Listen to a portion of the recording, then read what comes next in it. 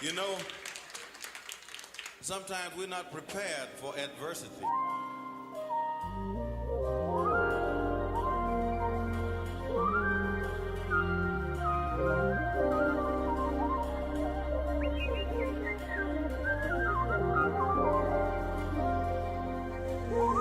This is a Demolition beat. This that beat I was looking for. Rock bring the heat like cooking oil. Catch me at your nearest liquor store. It ain't no money unless it's a brick or more. 30 pounds in a trash bag. 40 make my pants sag. No caption, I am that, no hashtag. Real niggas becoming extinct like a black dad. Come on guys, we must do better. Man, you dudes softer than a new sweater. You can't fool me, I am too clever. Navy blue wallabies, navy blue leather. Too fly for the sad rainy blue weather. Yeah, I'm over heads like a payroll. These clowns scared to be themselves, so they play roles. I keep a smile no matter how my day goes. It ain't fresh no more if it's a day old. This that Kanye all day flow. I should've saved it for the Sway show. As Drizzy Drake fans, they know I ain't tripping. It's a lot more where that came from. Hey homie, where you get that chain from? To make them dash like Dame's son. Like the GOAT Mike Jack, this is it right now. I've come too far just to quit right now. All these bottles and these sparklers got me lit right now. Got me feeling like I'm the shit right now. Like the GOAT Mike Jack, this is it right now. I've come too far just to quit right now. All these bottles and these sparklers got me lit right now. Got me feeling like I'm the shit right now, huh? Come on, son, you need to pipe down. Look at him, he all hype right now. Sweating bullets, Doug, you need a wipe down. Your bitch choosy, got her on Skype right now. She about to catch a flight right now. And she gon' hit this pipe right now. Let me guess, you wanna fight right now. This verse deserves 1,000,000 likes right now. Like the GOAT right now. I've come too far just to quit right now. All these bottles and these sparklers got me lit right now. Got me feeling like I'm the shit right now. Like the GOAT Mike Jack, this is it right now. I've come too far just to quit right now. All these bottles and these sparklers got me lit right now. Got me feeling like I'm the shit right now, huh? I done took care of people with autism. You lames got brains, but your heart missing. Yeah, we both hoop, but I ball different. I'm only 5'11", but I can play all positions. Yeah, I do whatever the team need. And I only smoke sticky green weed. I love a chick with a mean weave. She keep a arc and I saw it like Kareem Reed. Yeah, that's my little Cuddy buddy. And don't bring her in if your buddy ugly. I'm Baltimore's Dawn, hip-hop's LeBron. Mixed with Steph, yeah, I'm Harden with the left. And I only eat fruit out the garden if it's fresh. Excuse me, beg your pardon, I'm the best. Bet your life, it's like I set the dice. Since a youngin', I always kept a knife. That's why they call me a hawk when I'm around mics. I feel a change gon' come whenever I'm around dice. I wasn't your type then, but I'm your type right now. It was dark for a while, I'ma shed some light right now. Like the GOAT Mike Jack, this is it right now. I've come too far just to quit right now. All these bottles and these sparklers got me lit right now. Got me feeling like I'm the shit right now. Like the GOAT Mike Jack, this is it right now. I've come too far just to quit right now. All these bottles and these sparklers got me lit right now. Got me feeling like I'm the shit right now, huh?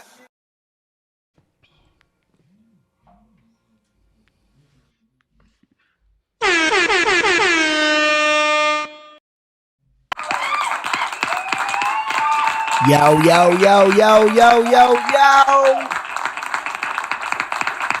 Welcome to Keep It a Stack Podcast. How y'all doing tonight? This is a special night. This is our last show before Christmas. This is our last show actually before New Year's, right? We ain't doing no other show before New Year's. I mean, we can. It ain't like we can't. We ain't on no time schedule. Hey, whenever what you want to do, bro. But New Year's is next Saturday.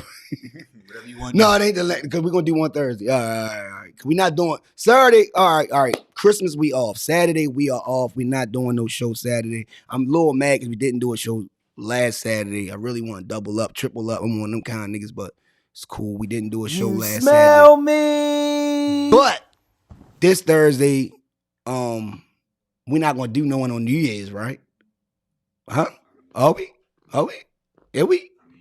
Oh. Could. I mean, it's up to you. I don't give a flying. You already know how I care. Actually, the Content Complex is having a New Year's party here. That's why. Shout out to the Content Complex. Shout out to the Content Complex, man. This is an amazing establishment. I've already said it before. And I'm just happy to be here, man. I'm happy with my guys, you know. Shout out to the Bills. It is. Yacht, little bro Yacht. Yo. And I got a special guest in the building. One of Randallstown's finest. A real estate guru. One of Baltimore's very own. Give it for Tony, man. Antonio McMillion. We gonna call him McMillion, not McMillion. McMillion. Antonio McMillion. Yeah, he McMillion now. That's a new, like how Ye changed his name. Keep it a foul wow. McMillie. That's already my name. McMillie. That's how you pronounce it, McMillion. But you know, but people look at it like it's McMillan. Everybody think it's Antonio McMillan. No, it's McMillion. Already, man. So you know, of course. We just here. You know, we're gonna chop it up. We're gonna talk about everything that we need to talk about before we get into all that. I need to know what people's mental state is, man. How you doing this week, Black? I ain't seen you all week. Matter of fact, I ain't seen you since last June. What's up with you, Doug? I'm good. Can't nobody else see me either, man. I'm off camera, but Money bills. Deep bills. Money bills. Nah, but I'm Money with you, man. bills. Just very happy to be here. You heard me. You know what I'm saying? Look, we done had a pod before the pod. We've been talking for like an hour already and shit. You know what I'm saying? We done knocked shit out. My man going overtime right now. Adrenaline going crazy. Shit good, man. I'm enjoying this a lot. I really am, for real. Yacht, how you feeling today, Shorty? How you feeling this week? Yo, man. You know, it's Christmas week. I Yes, feel sir. good, man. I was able to get a couple things. I got my boy what I wanted to get him. I got the virtual. What you get, yo? I got the Oculus. He don't know. He ain't gonna see it. I got the Oculus. Oh, you got the Oculus. I told you you're gonna be banging the wall. That nigga gonna break your TV. That nigga be uppercut. He gonna think he gonna be kicking shit. I'm telling you. Make sure it's an open area. Yo, for real, yo, this virtual metaverse is a real thing, yo. And I'm not saying I'm like going to jump into it and be on it like that, but what I'm telling y'all is this is a real thing. Oh, the metaverse, they buy property and all that's that. what I'm saying. You can link up with people like that, you know, that you're familiar with. You can have your own town. You can you can communicate with people throughout the whole world. Like, yo, it's a real thing. People man. that you never know you would talk to. Exactly. Just because you in that virtual world. Right. Yeah, so exactly. It's definitely something I did a little research on, and I'm happy just to have it because I'm gonna definitely check it out myself. But yeah, yo, that metaverse it's a real thing. I don't want us to get all like sunk into it with as though we don't know what we're doing with our light type of thing. But yo, It's just new technology. but you know how it be sometimes. You know, everybody gets stuck on stuff. It's like, yo, it's 2022. It's just like Back to the Future for real. People yo. gotta adapt, yo. People That's gotta what it's adapt. about. That's what it's about. I'm trying to stay ahead of the curve, man. I'm trying to be on it. And yeah, before I get to my special guest, I'm gonna tell y'all my mental state is I'm tired, man. I'm fucking tired, man. Keep it a thou. I'm happy as shit. Like I'm a happy person. Like literally, like every day I'm a happy person. Sometimes I'm just be tired, yo. That's the black way. I'm just the fountain of truth in a world full of lies. That's the Baltimore black way of saying tired. I'm tired. You can elaborate on that? Elaborate what's going on? Look, I'm not tired about things that people might think that I'm tired about. You know what I'm saying? I'm just tired of certain things. Sometimes you can't even explain those things because it might, you know, it might rub someone the wrong way or might not rub someone the wrong way. You don't know, but you don't. It's a way of communicating it. Is what I'm trying to say. Like when you're tired of something, and when you don't feel like doing something no more, if you don't feel like doing this and doing that, sometimes it might come off as mean. You might come off, you know, a little different to someone that you're trying to tell them why you're tired. They might look at you a certain way. You know what I'm saying? Or they might think of something. That's why I said something about the judging shit. That's why I put that about the judging. I don't give a fuck about who the fuck think about. Well, let me be honest. I think every person cares about what people think about them, but it depends on who it depends on who's thinking about. It's the person who's thinking about you. It's like a specific person you might care about who think about you. You know what I'm saying? What they think about you, whatever. Yeah, as far as like the majority of people, I never cared about none of that shit. But every human being cares about what someone thinks about them. I'm not saying everyone that, not everybody, but it's some person out here that you want that person to think of you, with high, even your kids.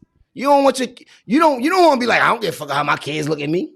No, you want your kids to look at you and put you in high regard. You want your kids to love you and, love the strength that you show to the family and all that type of stuff.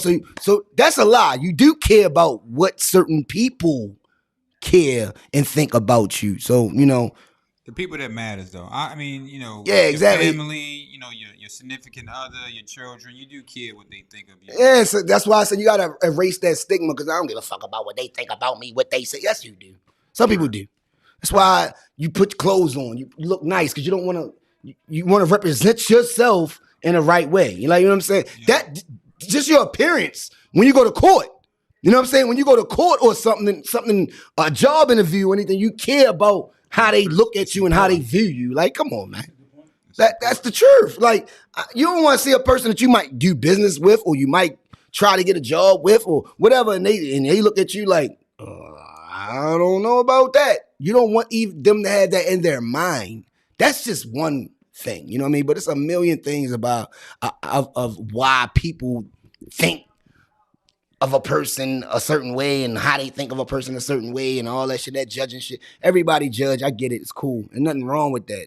Y'all could judge your way. Judge your way. It doesn't matter. That doesn't mean nothing.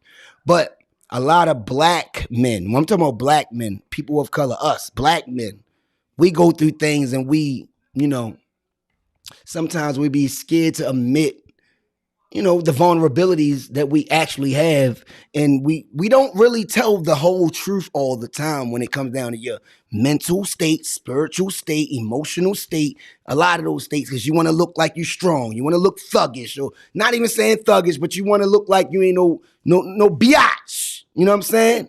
You want to look like, you always got it all. You always got it together, and sometimes you don't. I don't care how much money you got. You could be a rich ass nigga and don't have it all the way in your mental and your spiritual state. You know what I'm saying? That's what that post was about.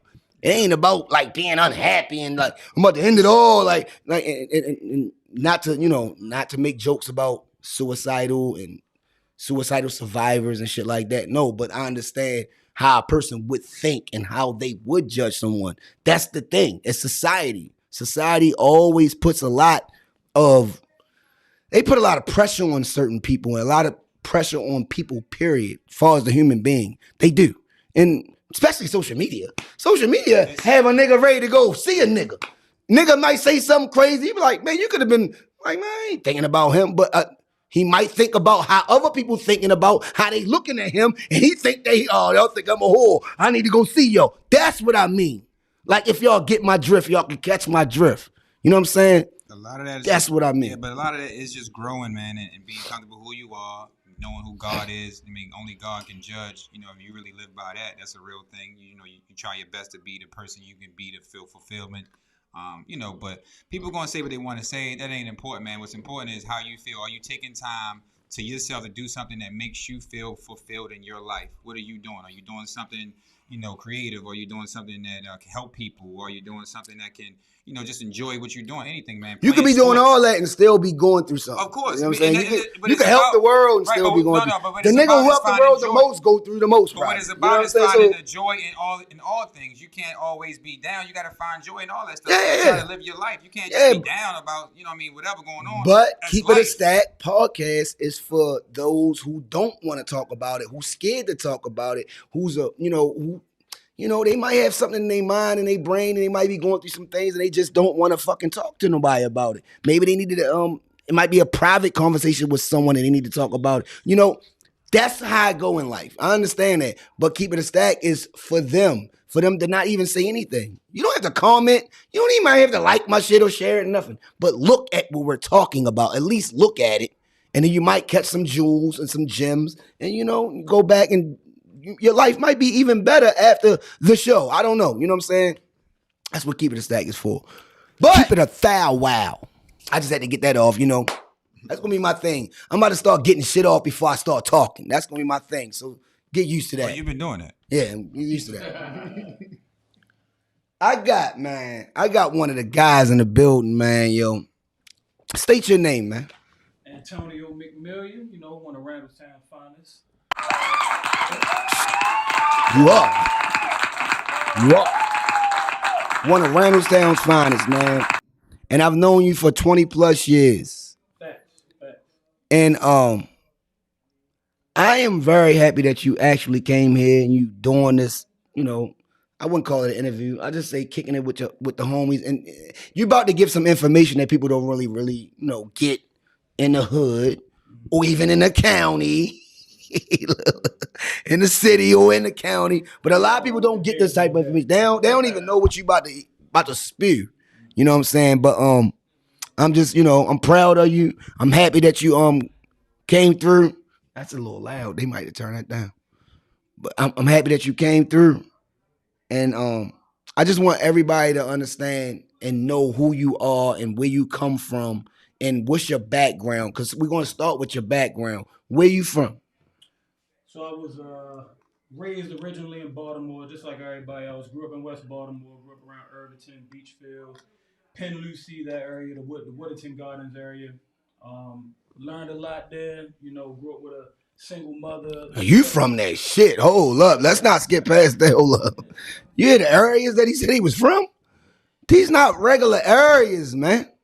No. You come from the trenches, basically, is what you're saying. Carry on. No, facts, you know, 107 North Athol Avenue, still hang with the same dudes that I grew up with, still got love for everybody around there. It's a So blessing. I grew up there, you know, moved to the county when I was 14, 15.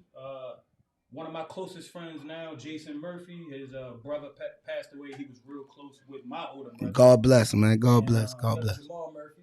And that made my mother have to make a big decision. I don't even know how she did it. She said she was getting us the fuck out of Irvington. You know, that was a real thing. And then I would say 3 weeks later, we was packing up and moving to Deer Park. And we had a house. And we had been living in apartments and, you know, renting townhomes and stuff like that before. And then she bought a house in, like, I swear it was like 3 weeks. I don't even know how she did it to this day. I don't know what she pulled off. But that was the first, like, I would say, hustler move that I ever, like, took notice of. Oh, okay. Like a legitimate hustler move. Like, not no street shit, but like, damn, my mother, there was a problem. Your mom. She executed and then she made her way. Then I moved to Randallstown. Moved to the... What year? Oh, you skipping. What year? I was 14, 15, so I would say this is 98, 99, something like that. About that time. 99. Yeah, it's about that time. Yep. Yeah, it's about that time. So I moved to the county, changed my life. You know? Up until that point, I had never played organized sports before. What part of Randallstown you lived in? You know it's different parts. Oh, you was in Deer Park. Yeah, DP. Okay, DP, is you with me? And this is the time where, you know, Marshall was running around. Buck. Yeah, Buck, rest in peace. Rest in peace, man. This is when 12 Trees was on fire. Yep. This is when it was like... Holes. No, the big holes. You know, respectable men a little bit older than me. Gotcha. You know, I don't think it's like that now, but that's a whole nother deep conversation. But basically, when I moved to the county, it changed everything. So the first two people that I met when I was in the county, not to dive in too much, or I'm just rant. First two people I met was Ed. Do your thing, Ed, man. To my man. Oh yeah. And Jerry. Bright. Yeah, Ed Bright. That's my bro. 100%, 100 grand. Of course. That's my guy, and he know that. And I met Jared. Jared Wood. Jay Wood.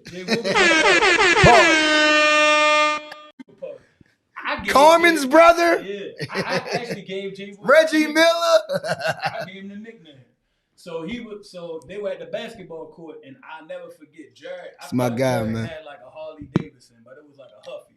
I ain't never seen a bike so dope in my fucking life. Mags and all that shit, pegs. That shit had had the gearbox. all that. He had 2 water bottles. One had some type of county shit. Bro, pre-workout. He had all type of shit. And Black, we like 14, 15. Like what the fuck? One of the things had like a pre-workout in it. He had another pre-workout at that age.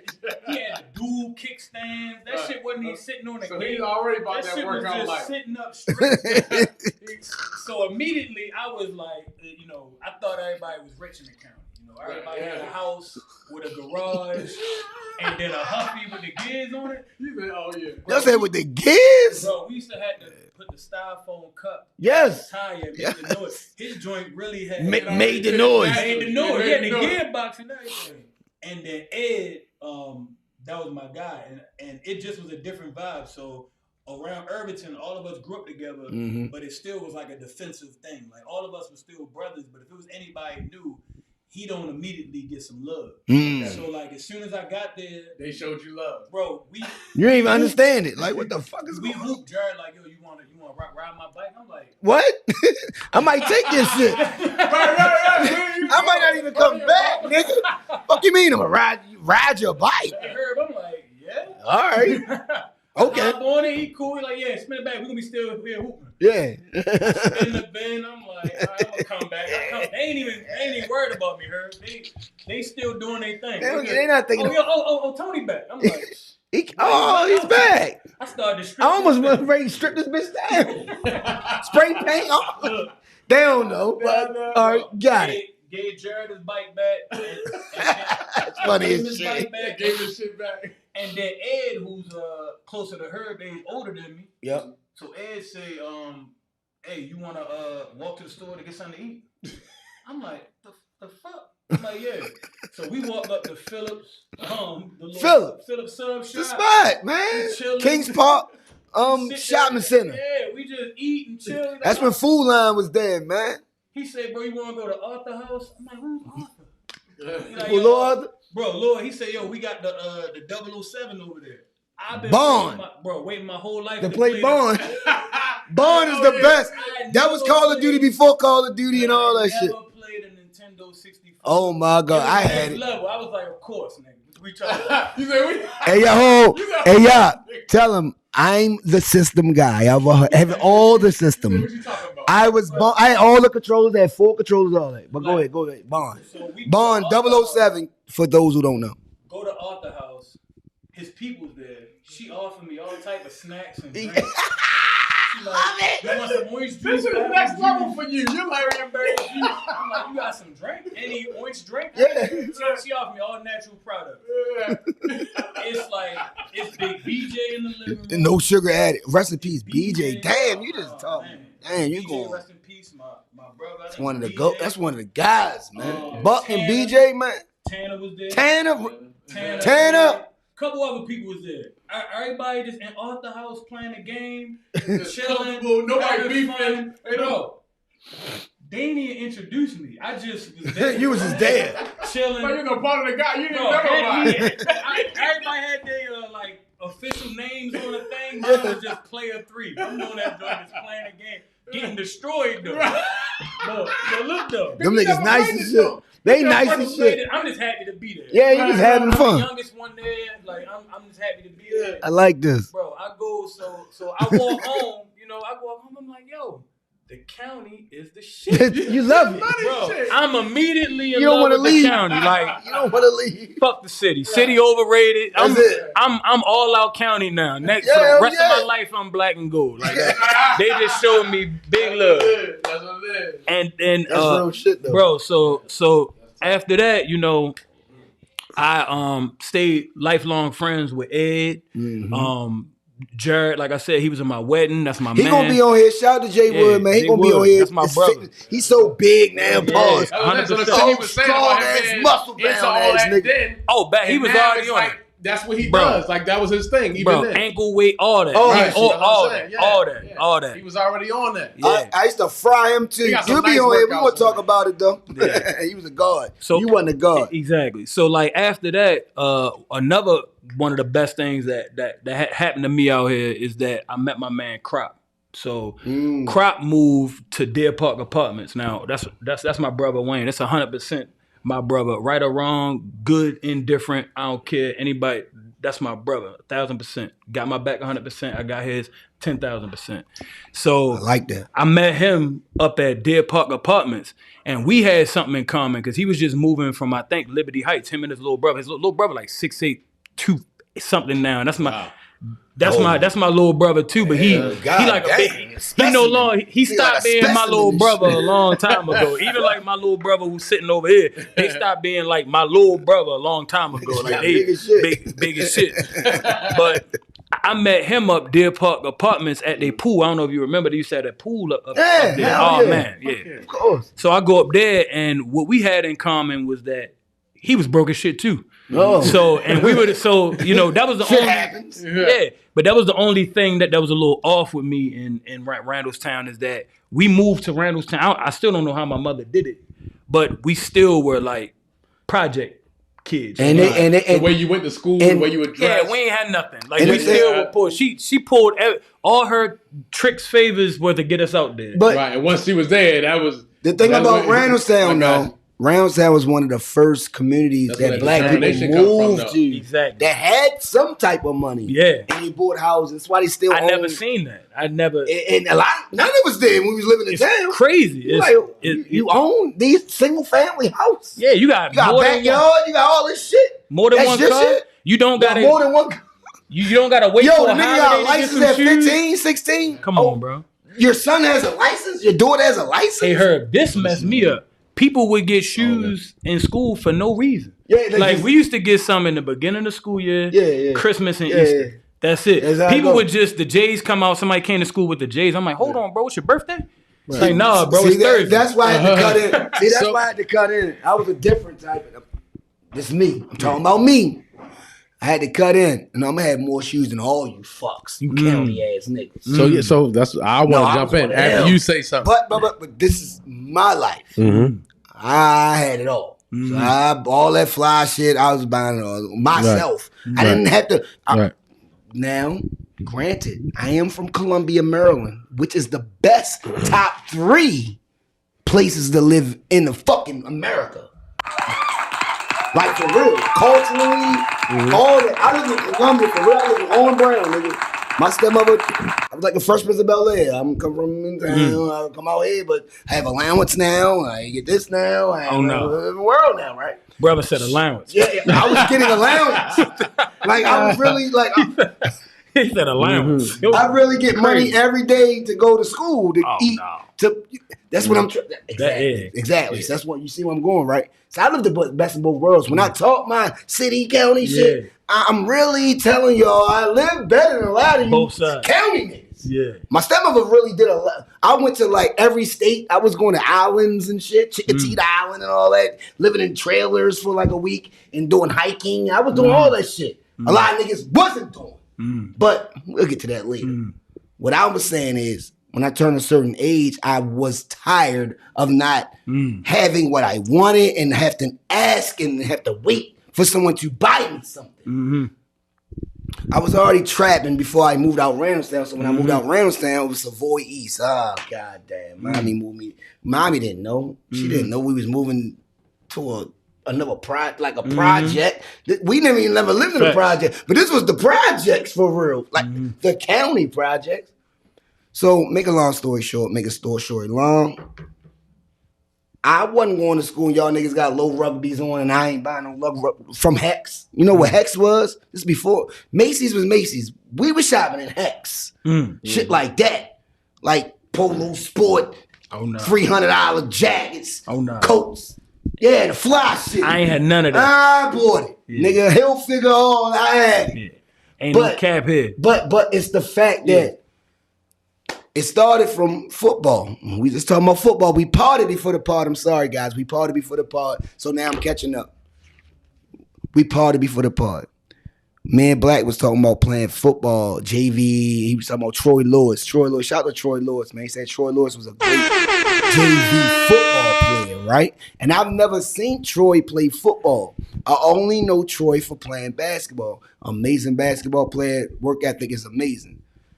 I played football. Me and my big brother Donnie Show played football, and we quit because we couldn't get a ride from practice. We was doing 2-a-days. It was hot as shit. It was 100 degrees outside. We got to walk from Randallstown to Savoy.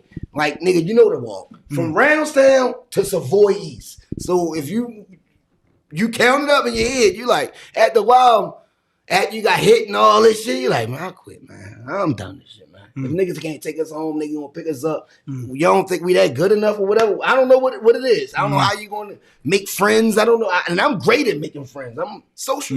I'm a social fucking guy. But I just seen that it was some bullshit going on. Nobody really won. You know what I mean? So cool. I'm gonna go in and do what I gotta do to make what I gotta make. Yeah, I ain't even had those moves in me at the time. So no, but did you have to walk? Oh, 100%. Did you play football? So when I met Crop, what I was saying was the best thing that happened to me was that I had somebody who was also in the same boat as me, because that was the first dude. Everybody else was like, I thought grew up in the county. That's when I realized that everybody was just transplants from the city or from like a different part of everywhere. And it's cool. Like, it's okay being broke if you're not broke alone. Like in the you got somebody else, it's cool. In the city, you don't realize that you broke because everybody broke. But when you broke amongst people who got something, then it get amplified. Like when you wearing the no names, now you know. Exactly. So when I not having a ride, exactly. So what that did was that actually made me a little more comfortable. And the reason why I bring up Crop, because he was a part of my first business venture ever in like the county. And this is something that, so both of us didn't have any, money, really stuff like that. Both our parents did the best that they could, but that wasn't top priority, and we wasn't begging. So I remember it like it was yesterday. It was me, Crop, and Steve Miller. That means a lot. We wasn't begging. Yeah, it was a blizzard. With 96? No, this is like, no, it wasn't that blizzard. I got busy and Listen, I got super busy that time. I just had to bring that up because I know 96 blizzard is epic. Bro, this is a true story, and this is my first business move. And if it's any kids, anybody watching with, any parent watching with their kids, this is like a real thing, and this is about work ethic. So it started snowing, and this was the first time that it snowed a lot since the blizzard. I say it was like 2 feet. Crop came to knocked on my door. He had on like a windbreaker. Oh, he had on no gloves, and he had on a pair of Nikes. No boots. He about to get frostbite. He said, "Hey," he go in there. "Hey, Miss Nisi, where Tony at?" He come in the crib. Name. That's crazy. I'm like, "Yo, what's up?" He's like, "Yo, we going out to shovel?" I'm like, "Fucking right." So I always been a go-getter. I put on, a thermal. All that. I threw him a spare Scully that I had. We get on boom. So we step out front. We got socks on our hands. I holler, damn. We ain't got no motherfucking shovels. True story. We like, damn, we ain't got no shovel. My pops, who's funny as hell, he like, oh, so you two motherfucking geniuses gonna walk out the house with no shovel. I got 2 spoons for you motherfuckers if y'all want.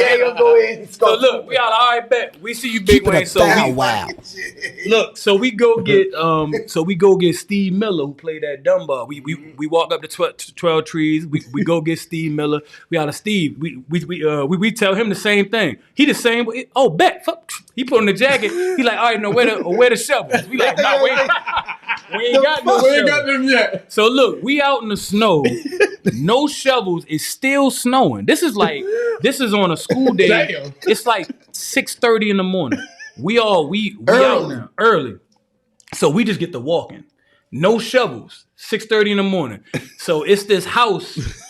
I never forget it. The dude, my brother homeboy Mike Niles used to live on. He used to mess with this girl who lived on the main street of Winans Road, and they were like the bigger house. They like straight the bigger. Winans. Yeah, they had the big driveways that you had to shove. Shout out to Pitt, man. Pitt was one of the first ones that had a house on Winans. And we knew this old lady lived there, so I get the idea. I say, look, we gonna ask her old ass, can we shovel her out? And she probably got shovels. And then we gonna say. We gonna shovel you out for free. We got you. Can we borrow the shovel?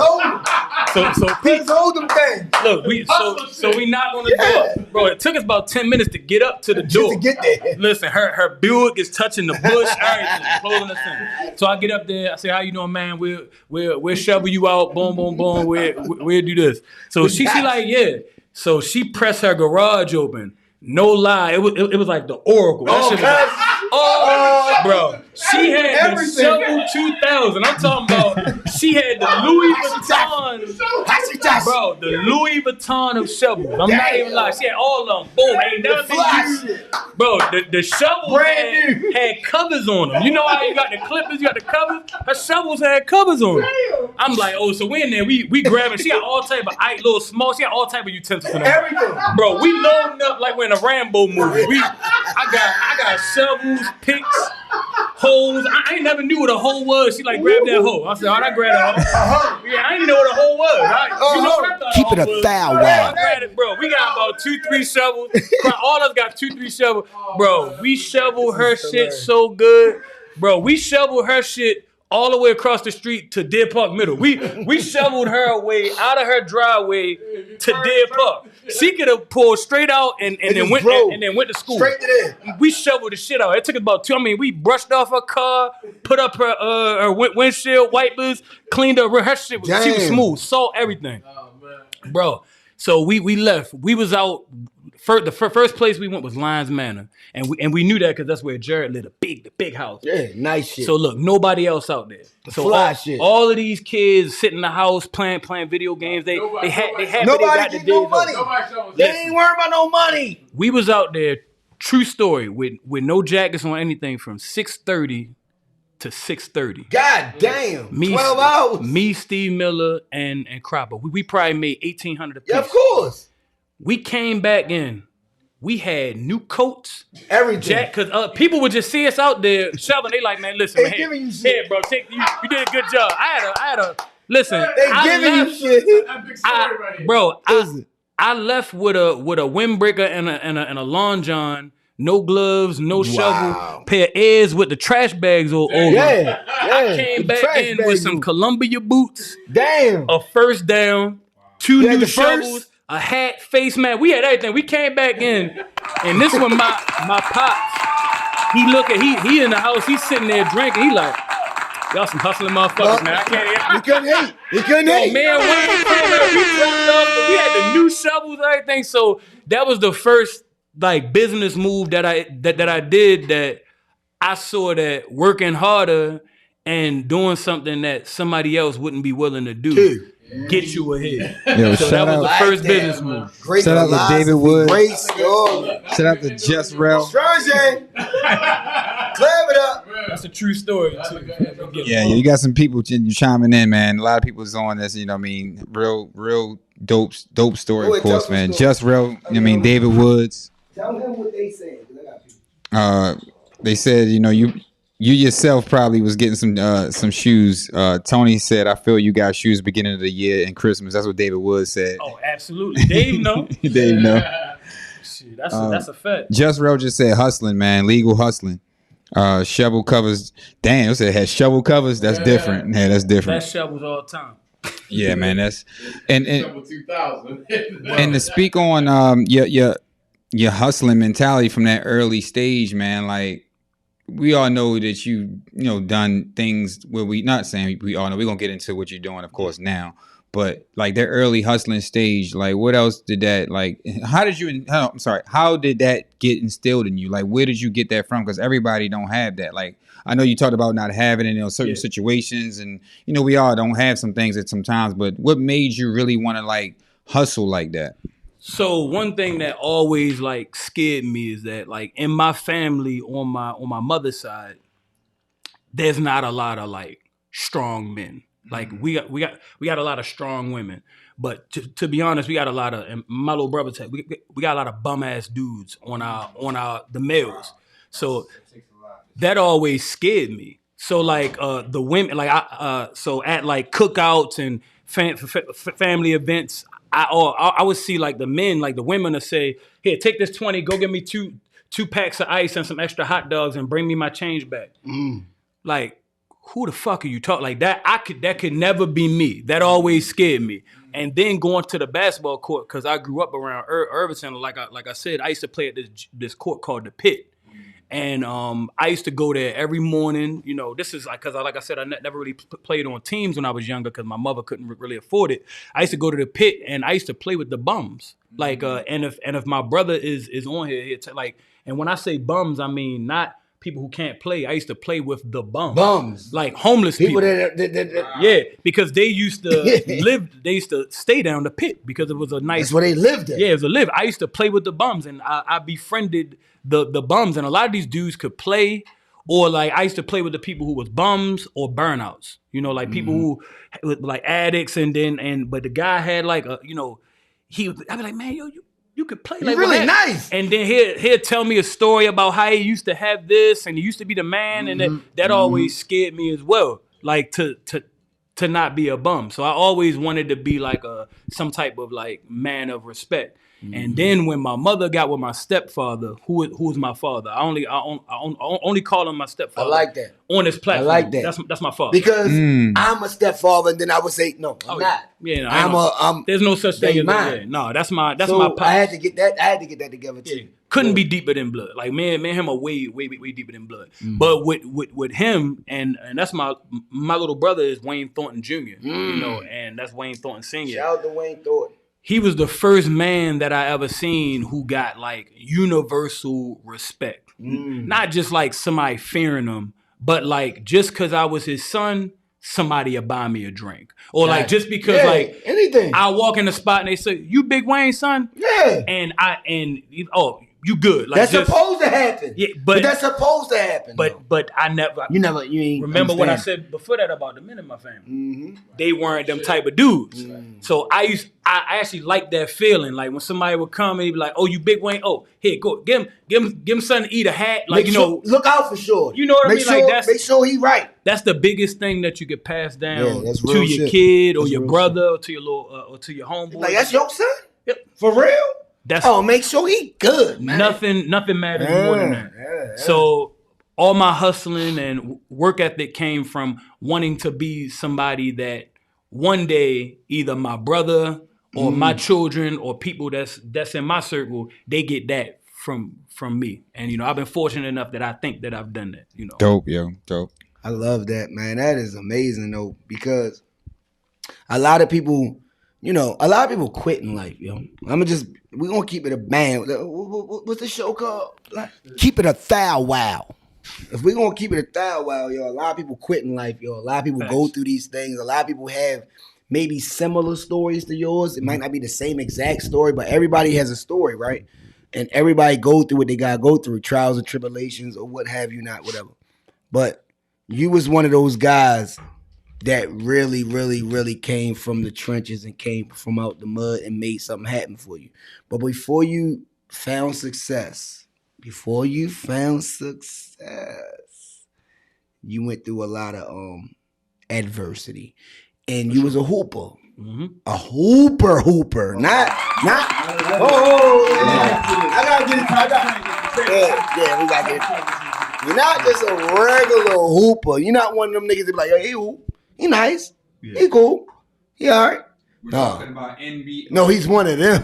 We're talking about NBA level talent. He's one of them. Let's just be honest. And I'm only telling y'all that because I played against all the best niggas. I played against the top niggas. I've been around the top niggas. I done fried the top niggas.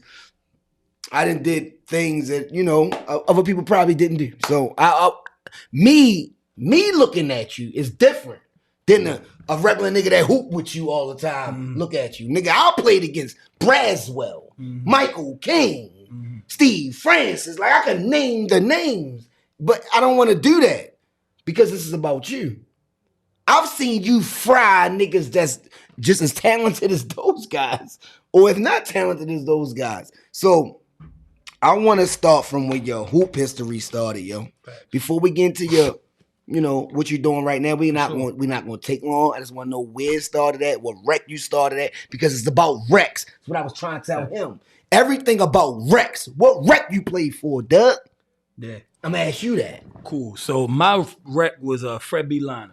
You know, that's Fred B. Beachfoot. Yeah, Beachfoot. You know, that's where I started at. 100%. Then Callaway.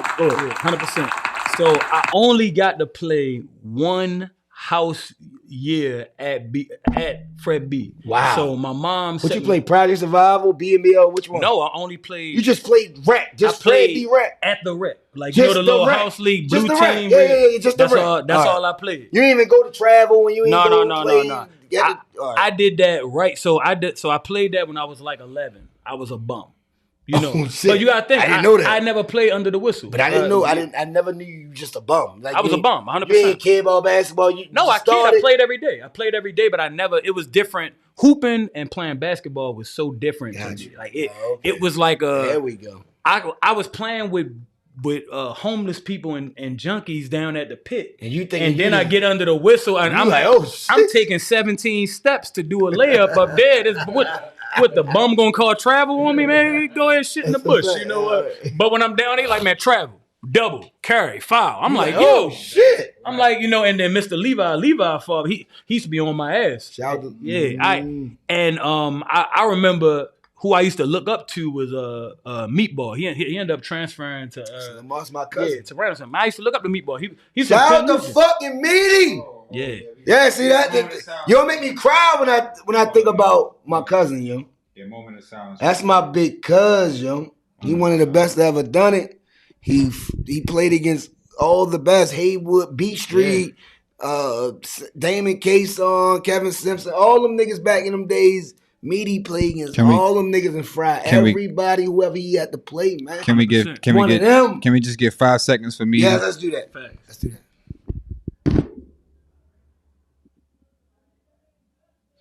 Shout out to you, Meaty. Yeah.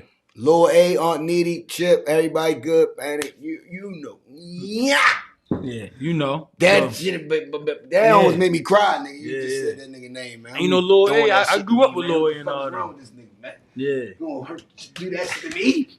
I gotta be strong. Yeah, you know, I grew up around that. So I know that. So I used to look up to, like, they was like slick and could hoop and stuff like that. And could dress. Go everything. Out. They slick. Bro, I remember this, and not to get off on a tangent. I remember Meatball dropped the he had the sky blue beeper. See? And he dropped it and it broke and it was in the rain and all of that. And I remember I found it. He was like, "Oh, this is my shit." Oh, I kept it 100%. Like, first off, the joint was water. It didn't work no more. I had it on my hip 100%. It don't matter. Keep it a foul wow. Well, I was capping. I told everybody, nah, boy, it just ain't got no batteries. Keep it a foul wow. This is keep it a stack. I was the only person that had Beachfield with a beat. That joint had so much water in it. Yeah. It was. That's crazy. And I remember he bumped into me like walk because we used to cut through Big Six. And he saw me walk and he was like, man, you know that's my beeper. I'm like, this ain't your beeper. You're like, nah, I been had this. Yeah, and he was the only person with a sky blue beeper. He like, nah, it's all good, little Tony. I'm like, yeah, this ain't your beeper. That's crazy. True story. I had that beeper for like 3 years, that's bro. Bro. Keep it a That foul joint ain't wow. never worked. I ain't even never known this story. I would never have known this story. I had tape on it, man. If Lil A on here chime in, we used to work. Where he at? Call Lil A, my man. My man. I actually sent the link out, yo. Somebody want to jump on. I sent the link out, yo. So somebody want to jump on. The link is out on your page right now. So I love that. Thank you. But I'm glad you said that. But right before we moved to Randallstown, I was able to play on my first like summer ball team, which was the Fred, because I was starting to get a little taller, and I was able to play on the Fred B like travel team. Gotcha. And it was Lil Iverson, rest in peace. Lil Jr. R.I.P. Iverson. Man. Yeah. Lil my cousin Batman from Wood G. It was Junior, who went to Emerson, Danny Dixon, who was my best friend at the time. Me and Danny was best friends, and still my guy. Like, really? Yeah. He was dunking at like. I would like to have him on the 7 years old. Weezy, he was dunking at like 7. He's an amazing. He was amazing. So I played on the team. I ain't really get no run, but that was the first time that I seen like got to travel and everything. Then when I moved to the county, I started hanging out with Scoop and Jarrett, and Scoop's father was a coach. And Jarrett, I have no idea where Jarrett learned all his Shit from Jared was You know his mom is an educator. He probably watched tapes. Yeah, that's what I'm saying. No, He watched no, I'm tapes. saying like Jared. Born with talent. No, I'm talking about Nobody like Jared watched tapes of Reggie Jared was Good. all like we be like Jared was doing drills when we were like 14. That's what I'm trying to say. You know, like Jared like doing he getting up shots. I'm like, what's He was man? watching You know, tapes of shit that we don't And then know about. Scoop. Like he gonna play for Duke. Yeah, This shit. That's yeah. That's the shit Sylvia him and said Scoop, he's exactly. doing. You never seen a nigga with strip shoes. That's what I'm saying. Running That's real around shit. in Brownstown and shit with his strip shoes on. Jared was That's the real same You know what way. I'm saying? That's No, the I type of shit haven't he's on. seen nobody in the world running around with strip shoes. Nigga walking around with strip shoes. Practice He the one who taught me with about strip strip shoes. Troy Lewis. That's fuck. You know what I mean? Forget just Randallstown. I'm talking Yeah. about Troy Lewis was the first person I've seen. With some goddamn strip shoes. I've seen the commercials of it. you know, you get the commercials like strip shoes. They had like little inserts and commercials and shit. No, Shorty was really in and out. Yeah. Hitting the fadeaway off the strip He had that work ethic. That's what I'm saying. He had that work ethic. Shout out to Rel has chimed in. Melvin Hines shoulda chimed been, in. man. Where David you at, Woods man? chimed in. Bro, my brother. Freeney then Of course, chimed we in. love you. Chanel That's why Nurse, I of said course, you should've family been. chimed I thought he in. was gonna come. Michael Norton, love the show. Yeah. Michael Norton about to come on the show too. Shout out That's to Michael what it is. Norton, man. You got a lot of things going on. I got you, Shorty. So with Jared and Scoop, like I started working out with them. So I was naturally talented. I was a crazy athlete, strong, but they were so far more advanced than me, like skill wise, facts. Like even up until 9th grade. So we went to Randallstown. My 9th grade year, Moody, no, I didn't even start on JV. I was like the 8th or 9th man on JV. That's a fact. You were supposed to play varsity. That's number one. Yeah, sophomore year. Oh, sophomore year. year. Okay, you talking about freshman Yeah, year. freshman Okay, year. freshman year. Yeah. You didn't. You was a late bloomer. That's weird as shit, though. That's weird as fuck. You see Because it. what happened was he was a late bloomer, but once the sophomore year came, because we the same age. We the same age.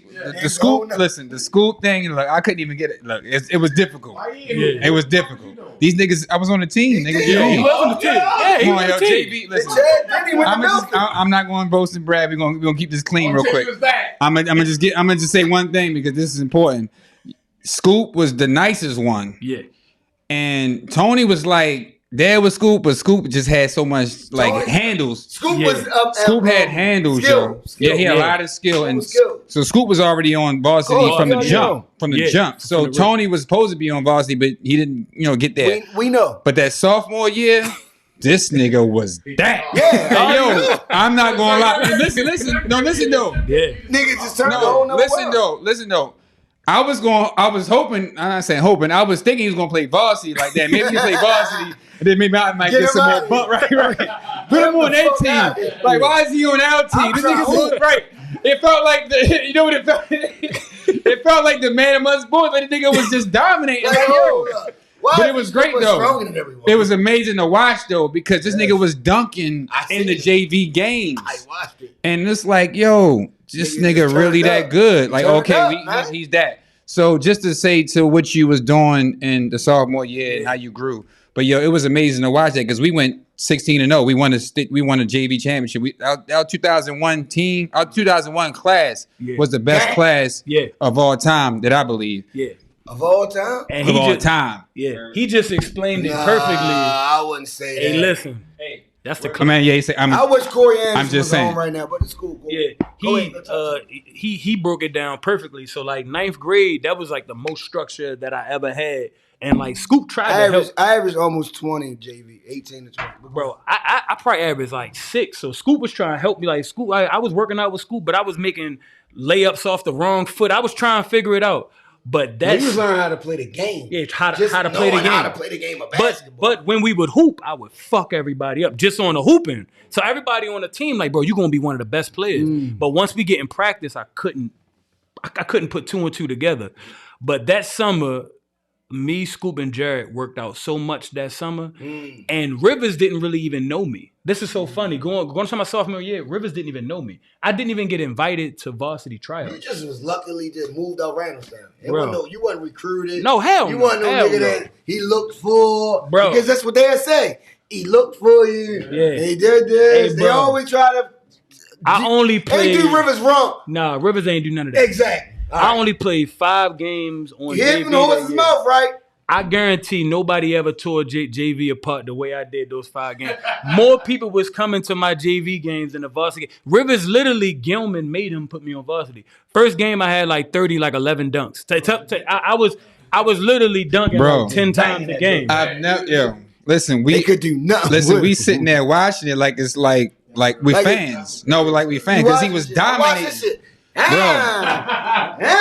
And it felt like, yo, why you on our team? You supposed to be with them niggas. Yeah. And he stayed with the team the whole time. Oh, actually, no, you never got bumped up. Games, I did. Oh, you got bumped up. Yeah, you got bumped up. Yeah. I actually wish he would have kept me down because I didn't play too much when I really went was up. trying to hone your skill. Yeah, you should have. Yeah. That was the first time I got like I had to figure it out. It was a rap after that. Like after I figured that out, it was a rap. Okay. And then the sophomore year, we lost in the state champ. I mean, the junior year we lost in.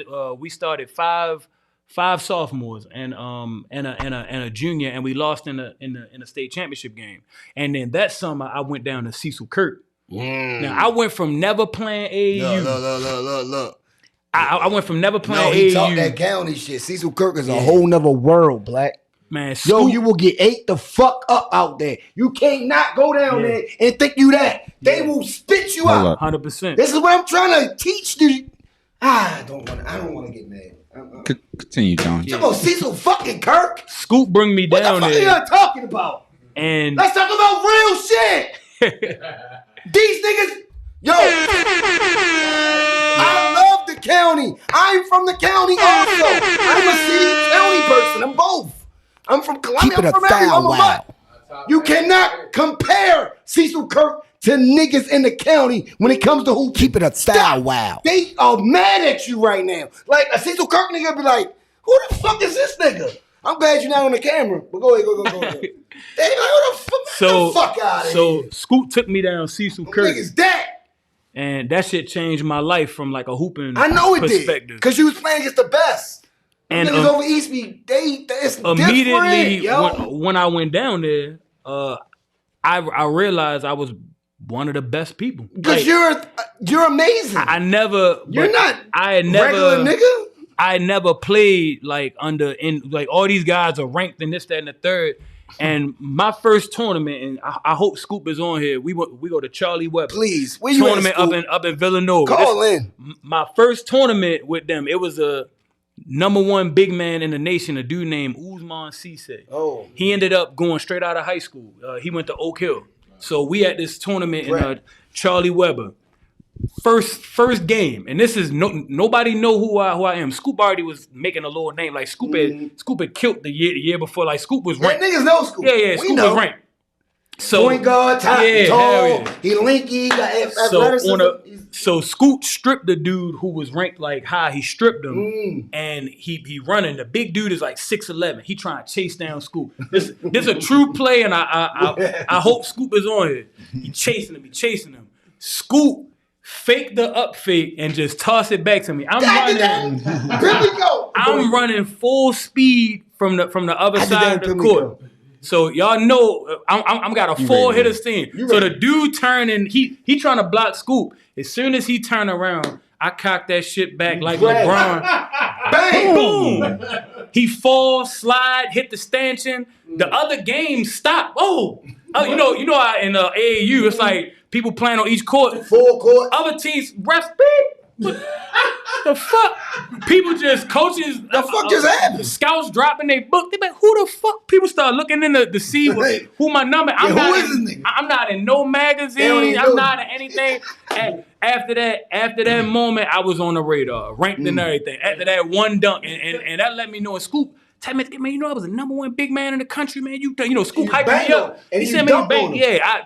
After that, it was a wrap. That's all I needed to know. So I knew that I was more athletic than everybody, pretty much, and then that a lot of these motherfuckers were soft. So that just after that, I went that year. I made AAU All-American. Me and Scoop made AAU All-American. So coming back, look, still I was like the 5th person on the team for like Rivers though. So coming back to the school year, Rivers used to, but when we used to hoop in the summer, he'd be like, all right, everybody get their letters.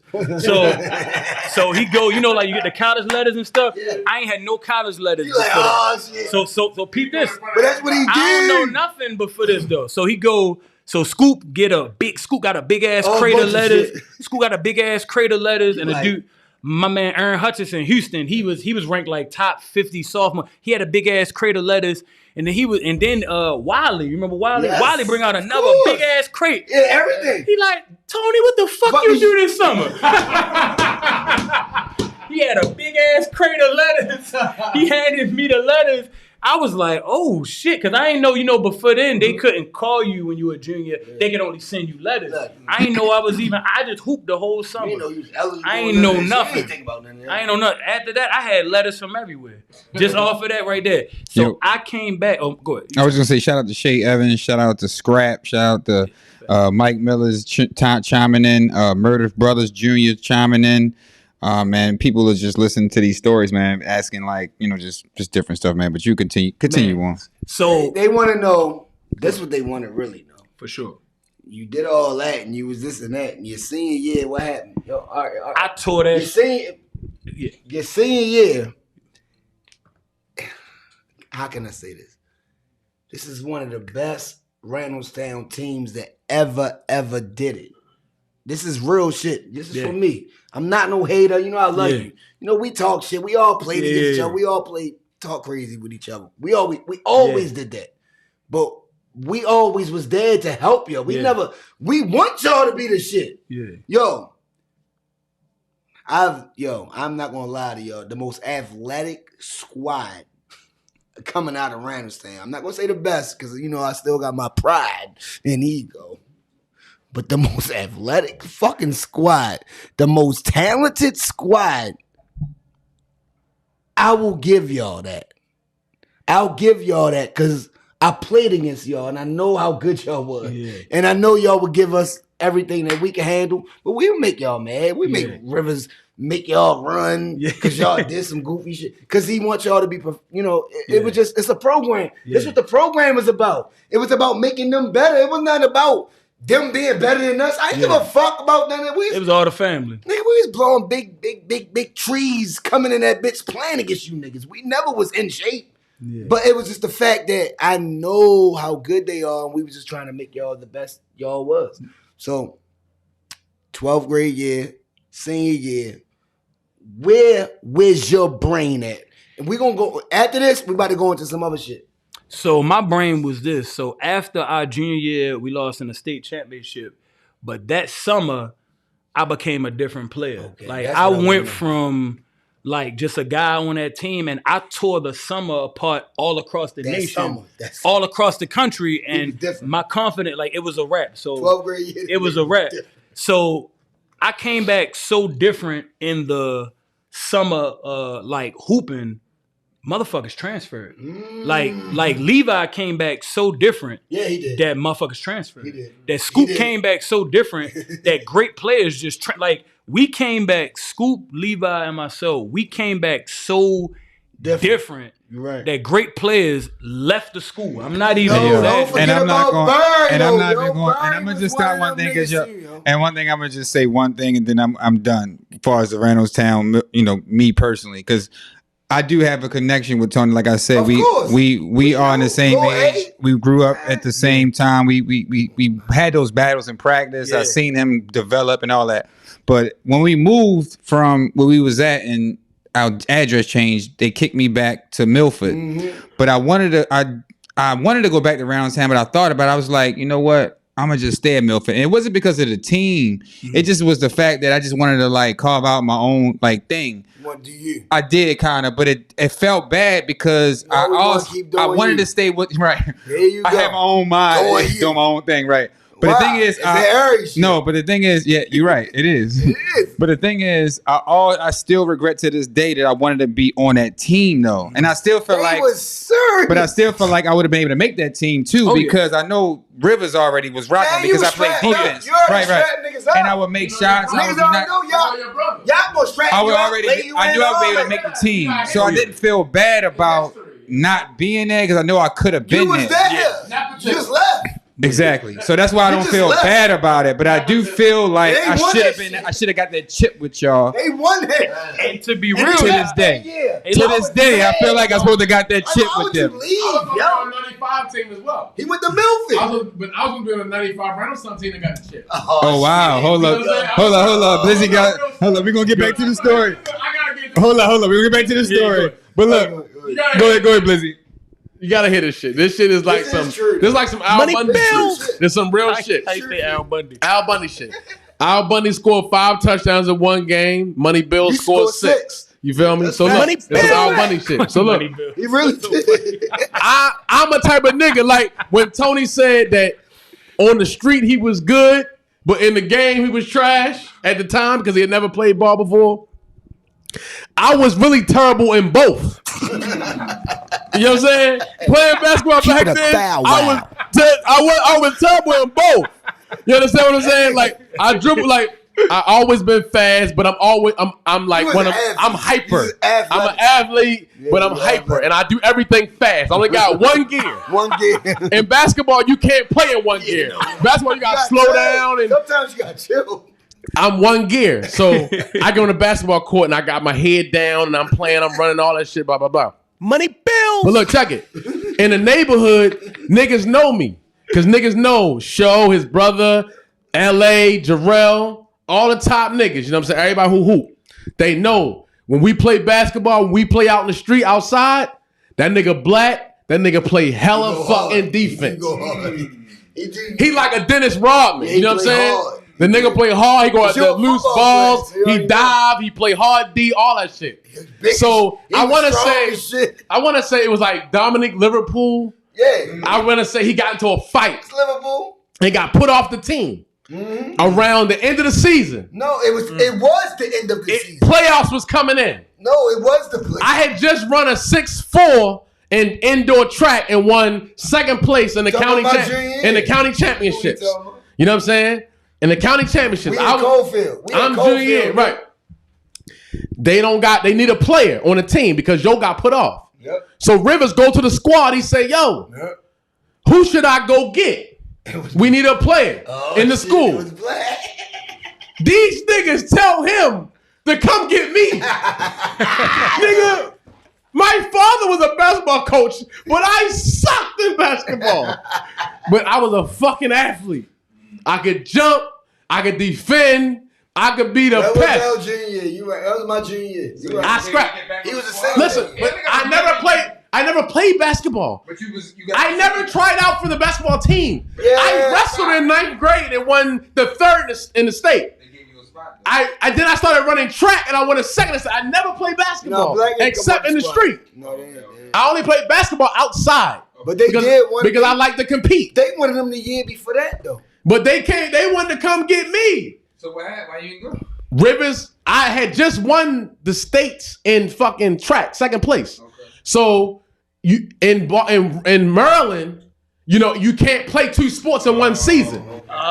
So Rivers called Belinko. He was the fucking commissioner at the time. I was in his office. He came and got me out of African American Studies. African American my Studies. shit. He said, "Can I see Mr. Johnson, Devin Johnson, blah blah." Went to his office, called Belinko. He said, "Hey, can Devin Johnson? You know, we trying to do this thing. Can he play 2 sports? Because some places like Pennsylvania and different places, you can play whatever you want as long as they let you play it."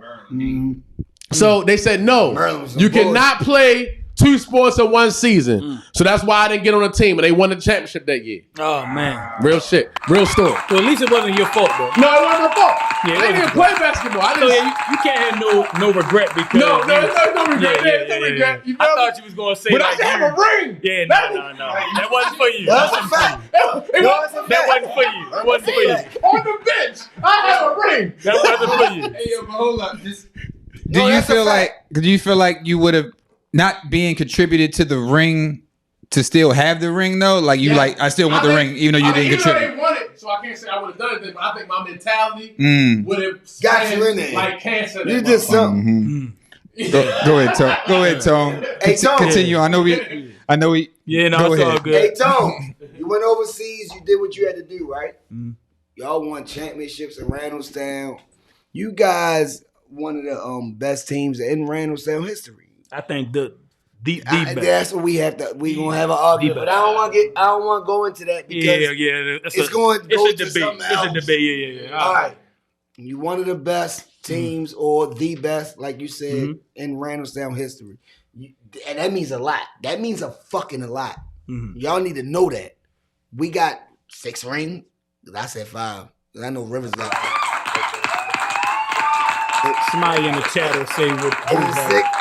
Because I know Rivers got 5. Somebody will say what we got. I think it's 6. All right. But so it doesn't matter. Yeah. You was one of them guys. You one of the best players to ever come out of Randallstown. You went overseas. You did what you had to do. What you do overseas? What place you go overseas? So I originally signed with Central Connecticut. You know, I went up there. Then I had an eye injury my first year. Oh. Yeah. I don't think a lot of people know that. Yeah. Yeah. I had a detached retina. You know, I ain't used to wear the glasses. So I had a detached retina my first day of school. What nigga elbowed you? What happened? It was a loose ball. The dude was throwing me a pass, and a white boy named like John Papanopoulos from like Canada. Papanopoulos. It's always a dude named Papanopoulos that's gonna hurt you. Yeah, you know, So he missed the ball and he poked me in my eye. Okay. So you knew what it was, right? So you just felt the play. You seen it developing. Yeah. So he poked me in my eye, and at first my eye just closed like let's say you got punched, you know, I just closed up again. So at first I put the ice on it. I'm not as worried about it. And then the next day after the swelling go down, this is the next day, I open my eye, pitch black. So open my joint. You know, what's the first thing you do? What you gonna go? You gonna go to the bathroom, splash some water on your face? Like, all right, man, I'll be good. Yeah, try to get right. Yeah. Open that joint back up, pitch black. Now my heart, I'm talking about pitch black. Wow. So now my heart racing. You scared? Just one eye. It's pitch black. I'm scared. Petrified. You know, I'm only 19 at the time. You know, 18, 19 years old. Scared as hell. So I go to the trainer's office. You know, I tell them, boom, boom, boom. They like, yeah, it should be cool. Boom, they get the doing, you know, the little like they used to. They do the light and they looking at it, and then this when you know you're in some fucking trouble. When a motherfucker do this, hey Steve, come here. And then Steve get a second opinion. Yeah. No, and then Steve do this. Man, hold on. It's too much. It's too much. Yeah. Hey Kim, come here. You know, the third opinion. Everybody that's getting and they trying to figure it out. And then they sit you there, and then they in the other room, and they trying to figure it out. And then they talking and shit, and then the coaches kind of like all that, and I'm just sitting there. I'm like, oh my, what the fuck? So then they say like, man, we got to hurry up and rush you to a specialist. So hop me in the back of the assistant coach. You get the specialist. I go to the specialist, the eye specialist. The good thing that I was in Connecticut, that the top eye doctor in like the world at the time was there. He get to looking at my eye, say, look, you have a detached retina. We got to do emergency surgery within the next 2 hours to save your eye. Damn. That's that Wilmer. That's Pete that Wilmer shit. Say this. Shit. He say this. He say more than likely you won't be able to see again, and you will never be able to play again. Wow. This is what he tell me. My head coach, Howie Dickerman, I had my problems with him, but he was always great to play us off. He was like Bobby Knight on the court, but off the court, he good for you off the court. Like, he love you. Yeah, like he called. Yeah. He pulled a doctor up. Like, why the fuck would you tell a kid? He cursing the doctor. Like, why the fuck would you tell a kid like some shit like that? Boom, boom, boom. So then I call my mother. Boom. They fly my mother up, but I had to get like emergency surgery. You know what I mean? Boom. Had emergency surgery, and they say, look, we're gonna do this experimental surgery with you. We've only done it a few times. You are the most in shape person other than Sugar Ray Leonard that we've done the surgery on. Get the fuck what? The doctor who did my surgery did Sugar Ray Leonard's surgery when he was forced to retire the first time, and then he came back. Yeah, because he had an eye problem. And beat my Wow. Yeah. So that's real shit though. Wow. He just really had an eye problem. I was unlucky that it happened, but I was lucky that it happened at New Britain, Connecticut, because that doctor so happened to be in New Britain, Connecticut. Shout out to So this was the Connecticut. experimental surgery, and now this is the universal surgery. I was one of the first people to have the surgery. Now everybody has this type of surgery. Tom Brady. If you have the type of surgery, they insert a bubble into your eye. And Scoop will tell you this, because I used to talk to Scoop every fucking night, because he was at Siena at the time. They put a bubble in your eye, and it presses your retina up against your eye, and it holds it in place until it heals. Because other than that, it's no way to go in your eye and without doing further damage. So they insert an eye bubble that press your retina up against your eye, but you have to stay still, and you can't fly home, because if you fly home, the bubble pop. And I had to lay down for 20. Yeah, just because you're in the air and shit. Yeah, I had to lay down on my left side. I still got a little crease right here from it. I had to lay down on my left side for 23 hours and 30 minutes every day for 45 days in order for it to heal. And the only place that could handle me was a hospice. So they transferred me to a hospice, which is an end-of-life hospital. I'm 19 in there with nothing but older people, people That's dying. That's about to die. Exactly. And another thing, I had to have both my eyes wrapped for 45 days, because if not, one eye would have get the strain and everything like that. So I had to keep both So you my was blind for 45 days. Damn. Wow. Laying on my left side. Scoop will tell you, I used to, and So your instincts is crazy. I mean, You got instincts. No, shout out to that. Your instincts is great. That's a hell of a story, man. I didn't even think you was. No, that's a that's a true story. We're going. Continue on. Continue on. Yeah. After that, go ahead. So that was probably the hardest time, because one, my parents didn't have enough money to come keep visiting me. They had my little brother, my little sisters, and at the time, like, schools couldn't pay for your parents to come in, and I'm in Connecticut and they down here. Like, it just can't. So I'm there all alone, blind for 45 days. I'm talking to Scoop, and I'm talking to like a couple other homeboys, but really Niggas Scoop. you fuck with. Really Scoop, because Scoop at the time, because he was in college too. Everybody else, you got working. I can't. I got 23 hours and 30 minutes a day. To having that. So I got through that, and this is another thing. For another 8 months after that, I had to wear shades, because my eyes were so my eyes were sensitive to dark. Like, even like you could turn off all the lights in there, my eyes it'll still be too bright for me. So for like another 8 months, I had to wear shades.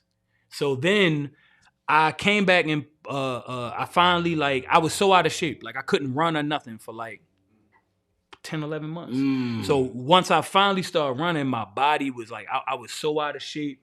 My muscles, like all of that was like, it took me like a whole time to get back. So that's why, if you guys remember, I came back after my sophomore year, cut up like a bag of dope, because I just dived into like the lifting weights and stuff, because I couldn't really run or nothing. So I really just was hitting the weights. Strong. I just got strong. Got big as Remember when I got pause. big? Yeah, I Big got as real shit. real muscular. This nigga's, what the fuck? I ain't had no choice. I couldn't really do any, running or anything like that, but I could do like stationary lifting and stuff like that.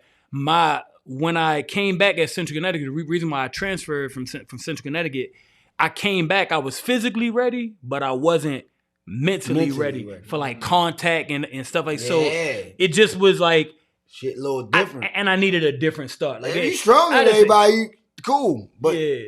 When a nigga got some skills and he be like, nigga, I can outskill you, I can outsmart you. And I was a little afraid of contact for a little while.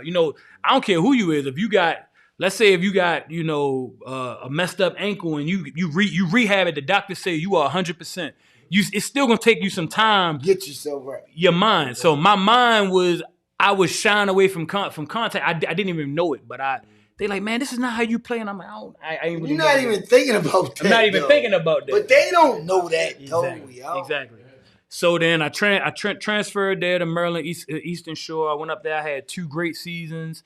I scored 1,000 points in 2 years. Up there. Made some all tournaments. I was second in the MEAC and rebounding from the small forward position. I made Black College All-American, and then I was able to. The first place that I got to play pro was in South America, Uruguay. I averaged like 21 points a game down there. Then after that, I went to Finland, got to play there. Nigga said Finland. Yep. The fuck is y'all talking about? Yeah. Nigga said Finland. Yeah. See, that's what I be trying to see. Y'all don't even know what the fuck y'all be even thinking about and talking about. Nigga said he lived in Finland and played for Finland. Yeah. Shout out to A Scola is in the building. Shout out to Lil A. Lil A. Lee I Nell. think niggas be thinking niggas just talk. Rel is in the building. Rel talk. said it's a testimony for real. You already know Rel is checking in. Yeah, bro, my brother. One of them, man. Already. Thanks for everybody checking in too, man. It's gonna be on Spotify, by the way. Yo, the Scola nigga know said he everything played facts. for Finland. He's played in Finland. Do y'all know where that is? It's not Baltimore. Go ahead, talk. Yeah, so like Finland, I actually played great out in Finland. I played in top league Finland, and I played for 2 teams in Finland. And Finland is actually where my business journey started. So if you want to just transition straight Now where it's we're going. now we about to, because that's a where we're good going. Segue. go for it. We got 15 Because minutes. Finland yo. is Yo, important. look. We got 15 minutes, man. We're going to go 15 minutes strong about what my man has been doing and what he's trying to preach to you guys. Y'all don't understand. It's a lot of things that could be grabbed like black people shit. We need to be smarter. We need to be this. We need to be that. We got one of them that's gonna teach y'all that. We got one of them that's gonna instill that into y'all brains, man. Y'all gotta understand what's going on, man. He's the real estate guru right now, man. He's one of those guys, man, that y'all understand that he has properties that y'all need. Man, stop. What the fuck? Keep it a thou wow. Yeah. This guy got properties. I'm just a fountain of truth in a world full of lies. When I was in Finland, you know, I was having a good year, and I used to Skype, you know, scoop a couple of my other former teammates and stuff like that. Mm-hmm. And I always credit my little sister, like, sparked the bug for me to, you know, start business. And it happened just like this. This is 100% true story. So I was playing in Finland, and I was talking to Scoop on Skype one day. And he was in Holland at the time, and we were just talking about everywhere that we had been and shit like that, and you know, all the places that we had been. And when I hung up the computer, you know, we old as hell. We hung up the computer with a Skype tip. Y'all was already ahead of your time. Yeah, I was on it. Yeah, so I hung it up, and I was like, man, I done played all these places. I done did all of these things. And at that time, I had a 1999 Buick Park Avenue. I was living in the basement at my mother crib, and like didn't even have my own room. I'm like 26, 27, had my license for 1 year. Wow. True story. I got my license at 26. And I was like, and I had like 10 grand in the bank. I'm like, I'm a fucking bum. It just like a chill went through my body. Like, I'm a bum. Like, I'm going to be that dude that, like I said a couple segments ago, that I was always afraid of being. You know, the guy that was talking about who he used to be and where he was from. And I just caught myself like, man, I was like 6 credits short of my degree. Like, I had a whole bunch of, like, it just was like, and for the first time in my life, like, I'm a very fearless person. You know, everybody who really know me know that. Like, but that was the first time I've been scared in my life. Like a chill went through my body, like, you know, and. But to say something, you was successful though in a lot of other people's eyes. Exactly. You can't say that you was you think you was a bum, but a lot of people ain't never even reached those heights. Absolutely. But I saw the warning signs of where I was going to go. Like, you get what I'm saying? I had zero work. You got to think when you're a hooper, you can't write on like an application or resume. Listen, I could 360. I hoop. You know, like, I was that. I could, if you need somebody to catch a oop in the break room. It's a scary thought. I had zero work experience. All of these things, it just scared me. And my little sister, and so for my birthday right before I left, and I packed it up with me.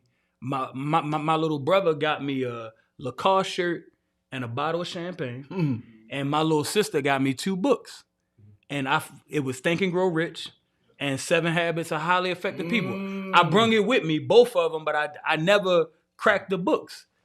So I just was going through my shit, and I opened the Think and Grow Rich book, and I start reading it. Think and Grow Rich by Napoleon Hill. Everybody who want to do anything amazing should read that book. Like that's a must. Like after you read whatever book that's your religion, read that book. Like that's the first. Like thing. I always say, read the autobiography of Malcolm X. You know, I say read the Dr. Ben Carson story. Yeah, Think and Grow Rich. It's a few will put a thought into your brain, and it will grow. So what happened was I opened the book, and after the first chapter, I was retired. I was still there playing, but I was retired. Like that just let me, like, I was just motivated. Because what it did, it didn't tell me what direction that I needed to go, but it told me that I needed to start walking. Like, you get what I'm saying? It didn't say like, all right, look, you need to switch journeys. Like, this is the move, you know, boom. So what happened, like, so I'm reading these books, I'm taking notes, and like I said, I played the rest of the season, but I was done. Like I was done. So I started thinking about, all right, now what move? Like, I know that I need to make a move, but what's the move? What's the move? And we were just talking about that, coming from where do you start? Where we coming from? Where do we start? What's the move? How do you do it? You know, boom, boom. How the resources, all of that. Yeah, because you know, a lot of people, not to cut you off, a lot of people look at certain things when you're trying to make it in life and trying to do all these things in life. They look at it like, nobody's helping me. Nobody's giving me nothing. Yeah. Nobody does nothing for me. Yeah. So what am I going to do? Yeah. Because I have this little plan in my brain, and I can do this and I can do that as far as that. But nah. Yeah. It takes money. It takes a team. Yeah. It takes a lot of shit. Yeah. So a lot of people don't really help niggas out, yo. Real talk, yo. So what I did was I said, all right, look, all I know is that I want to start a business and that I want to be rich. So then I started to say, I said, all right, what are the ways that people get rich? So I thought about all of the ways. I was like, all right, look, I could come up with something that nobody's came up with before, like a Mark Zuckerberg or something like that. I ain't like that the guy. pod. It's like the pod right now. I ain't that guy. I'm not. What can we do? I'm not a creative guy. Like, I'm not a Chad. That's, you know, I'm not a technology guy. So I said I had to cross that off immediately. I'm not a creative. Like, I ain't that. That's something, you know, some people, you born with that. So I crossed that off. Then I said, all right, you know, other people that are rich, they're so great at something that they'll always have opportunities. Like, you know, Michael Jordan will sell Michael Jordan cologne, Michael Jordan pizza. He'll always have an opportunity just off of being so great at one thing. I thought that that's not me, because if it was, I wouldn't be overseas in Finland. So I crossed that shit off quick. And then the next things that I thought about was stocks and real estate. So I put them two on the board. I said, damn, I'm good with numbers.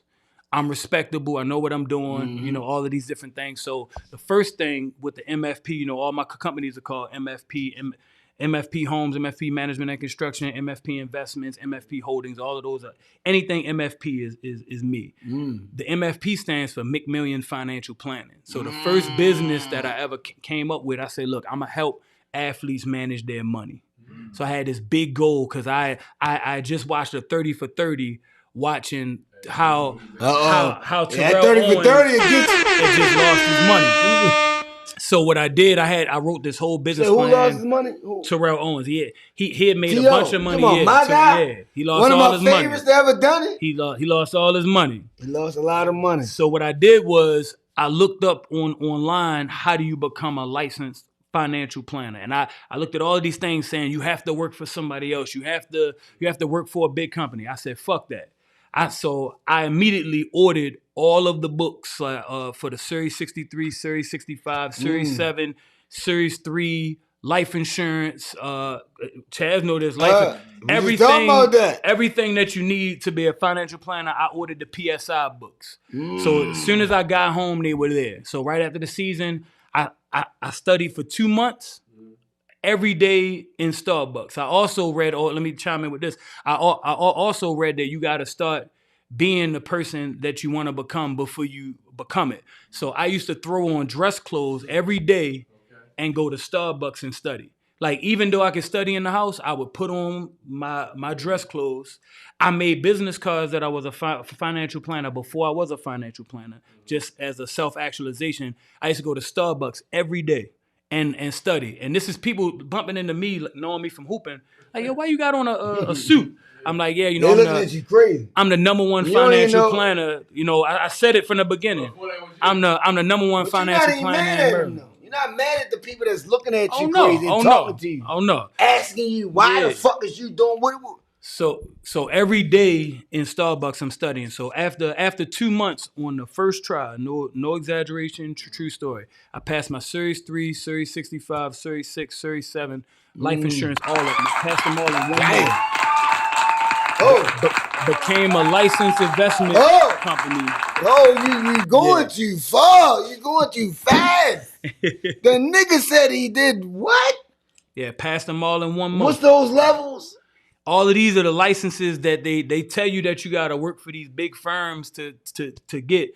I studied on my own and passed them all. Even some of them that you had to be sponsored for, I paid different companies to let me. I played the whole game. I did it all in 1 month. So what happened was I got my licenses, and then I started reaching out to everybody. And I was getting more notoriety than I was getting clients because there's not a lot of wealth in the black community. So all my followers was going up. I was getting on Fox News, CBS. I was doing all these events. But the people who would come to me and ask me for financial help, they say, "Look, I got $5,000. You know, can you help me out?" How you make money as a financial advisor? You get a management fee. 1% to 2%. So if a person is coming with me with $5,000, I'm making $50. Everybody say, what's the percent of what they have? The money they have? Yeah. And that's it? Exactly. That's it. Now think about a white boy who come from a family where they come from money and they're might be 10 bands. They're not 10 bands. Their father can introduce them to one of his friends who have $1 million. Okay. Now he making 2% of $1 million off of one client, and it's a lot of people with $1 million. It could be a person who has been just a lawyer for 50 years, and he got $1 million, and he trusts his friend, and he know that you just gonna put him in that. Oh yeah, you can manage this $1 million. Now I'm automatically making $20,000 off of that one client every year. Every year, but that's being around people with money. So this is how that transitioned into real estate. So it was a property that came available in Red Deer Circle, right around here, not too far from where we are now. Yeah, and one of my friends who's a CIA agent, he said, "Hey, look, man, a property came available near your mom's house. You wanna go in with me? Go half. I already got the hard money loan set up. We got to put up $30,000 a piece. I might have had 34. I'm like, you know. Yeah, some extra shit. So I'm looking. Couple hours, I got this. 4,000 to your neck. That's low. Yeah, that's hard. So what happened was. That's even with the streets. Hold up, before you even go through, even in the streets, that sound amazing. If a nigga say I got, nigga, I'm like, oh, for real? Yeah. So so I end up. The only reason why I end up taking that investment and partnering with him is because I understood Randallstown. If it was another neighborhood, I wouldn't have done it because I wouldn't have understood it, but it was close to where my mother grew up. So I end up getting in with him and watched his whole process and how he did. He ran the show on that first property. He ran the show. I watched him. I watched how he handled it. And in 4 months, we made $50,000 a piece. I immediately changed the name of my company from from McMillian Financial Planning to MFP Homes. I said, oh no, this shit over. I'm not doing no more financial planning. It's all about real estate now. So then my first year I did 3 or 4. Second year, and at first it was all flipping. My first year I did 3 or 4. My second year I did 10. And my third year I got up to like 22. So, and this is not wholesale, and this is actually buying them and flipping them.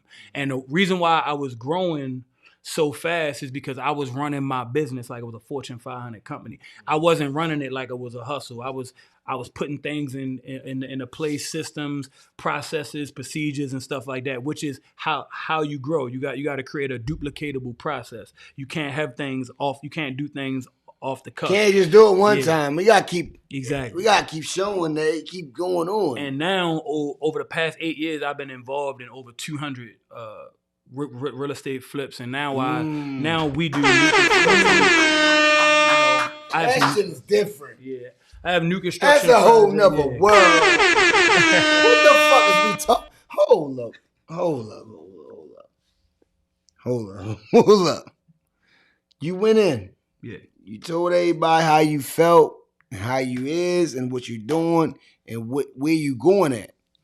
But a lot of times, you know, I'm gonna say hood. I'm gonna say hood people that don't understand how to make $1 out of 15 cents, how to double up, how to triple up, how to get where they need to get at without dealing with the man. That's what they call him, the man.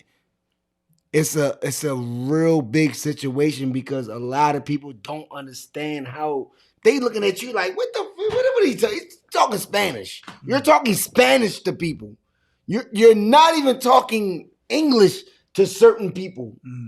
And it's a lot of certain people that might not understand what you're talking about that can take whatever you're talking about and triple and quadruple that and really might could do better than what you're doing. Facts. You know what I'm saying? We're not saying that you could just be the best at everything of what you're talking about. Because that's what they do, yo. They really will look at you like, oh, he act like he ain't do this, but he did say this. But they forget about the whole process. They'll do that. And it's cool. There's nothing wrong with that. But you gotta explain to people that is from the struggle that don't have nothing. So if I could have no dollars. Listen, if I could leave the people watching here, because I get this question a lot. Like a lot of people reach out to me and say, look, I don't have any money. I haven't done this, that, this, that, and the third. How do I get in the game? And it's a lot of fake gurus. I don't consider myself a guru because I don't sell no systems or nothing like that. I'm trying to make my own paper and help out people who, I get that. You said systems. Yeah. So guru means systems. Yeah. Like gurus, it's a lot of fake guys. But guru mean you know shit. Yeah, Ronnie Hicks said systems, and your brother is definitely on the check. No, man. Shout out to systems is Tavon. the shit. Yeah, ain't nothing wrong with systems. But continue. There's nothing wrong with systems. So what I was saying is that there's a lot of, I would say, I'm not even gonna call them fake gurus to try to knock what they're doing. We ain't gonna do that. But they'll try to sell you some type of blueprint that you could become like get rich quick without putting doing anything and stuff like that. I don't do that. Putting the hard work in. But I do think because you already preached about the hard work. But I do think that there is a cheat code to becoming successful. You have to be willing to put in the most sweat equity. So most people don't know what sweat equity mean. And I'm pretty sure there's some people that's chiming in the chat that understand what sweat equity means. So let me give you an example of how you could cheat the game. So this is sweat equity. So real estate has a lot of different components. You have the guy with the money because you need to be able to pay for the property. You have the person with the property who has the good investment opportunity. You have the person that know how to handle the development process. Then you have the person that can sell it. You have the person that can design it. It's so many different elements to just doing one. So it's a team that could do one real estate project. It's so many different angles of that. How many of those have to do with money? One. No. I was about to say one. No. Only one. A lot of them don't have nothing to do with nothing with money. So it's only the one to buy the property is only one element of it. If you become a SME, which is called a subject matter expert, in either all of those other fields or one of those fields to where they can't complete a real estate project without you, or you're so great at one of those things that when somebody is thinking about doing a real estate project, your name come to mind. So let's say that you're the best, the absolute best. construction company, right? And then I'm trying to do a real estate project. You like, yeah, look, man, what's the name? Got the property. I got my money. I gotta call Black. You know, you got the like. You could carve yourself out equity and a spot into the deal just off of being great at what you do because you have the sweat equity. Or you could be the person with the opportunity has more power than the person with the money. A person who has lead got 300,000. A person who got hit by a bus got 200,000. A motherfucker hustling in the street might got 200,000 in like a shoebox. Oh, he talking. But I know how to make money. So who's more important? Let's say you could strip me down from every penny that I have now, and then you could give somebody else who don't have a skill set $1 million. You give me 6 months, I'm gonna have more than him. He's in 6 months. That's a fact. Tone. That's a fact. See, this is where I have to debate with you. Right? Keep it a thou wow. I didn't want to do it, yo. That's just a fact. But I have to debate with you.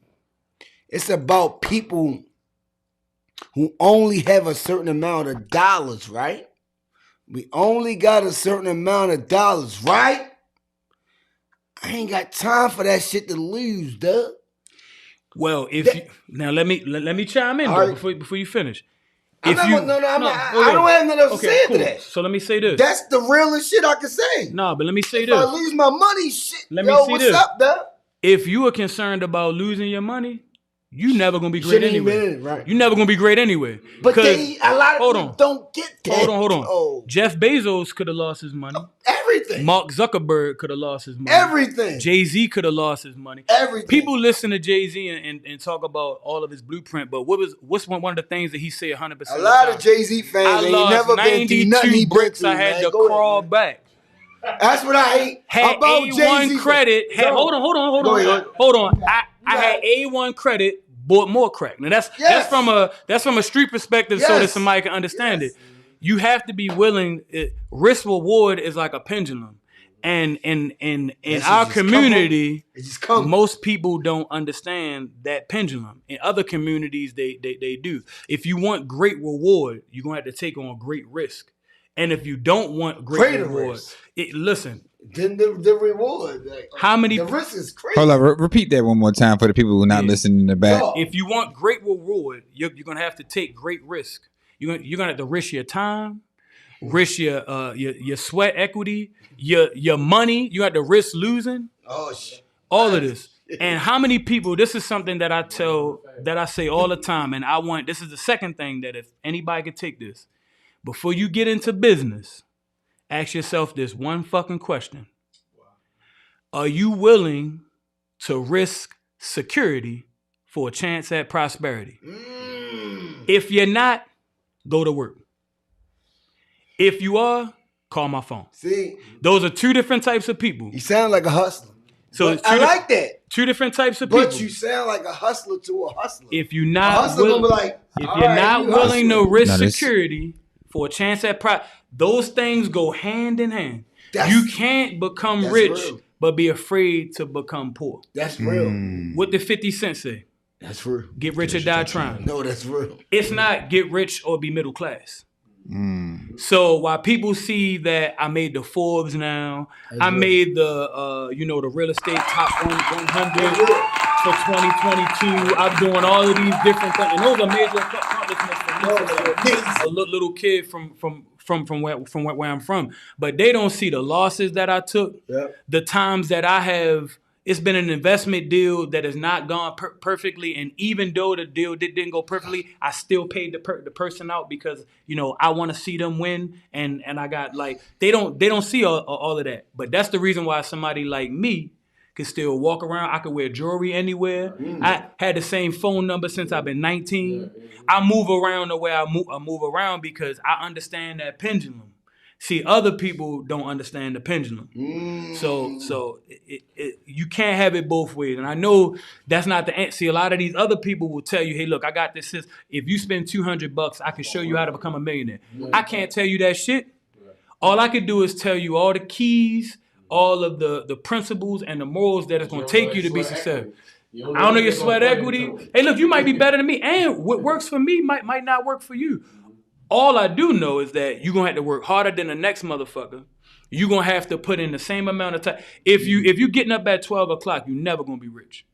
That's a fact. You waking up too late. You waking up too late. The money's already been made. The money's already been made. The money's already been made. Keep it a thou wow. Moves and talked all kinds of shit before you woke up, goofy. Hey, listen, I told everybody what I was doing for like 10 years. You had. I had free events. Yeah. And people you kept doing it. Most people didn't listen. No, he kept doing it.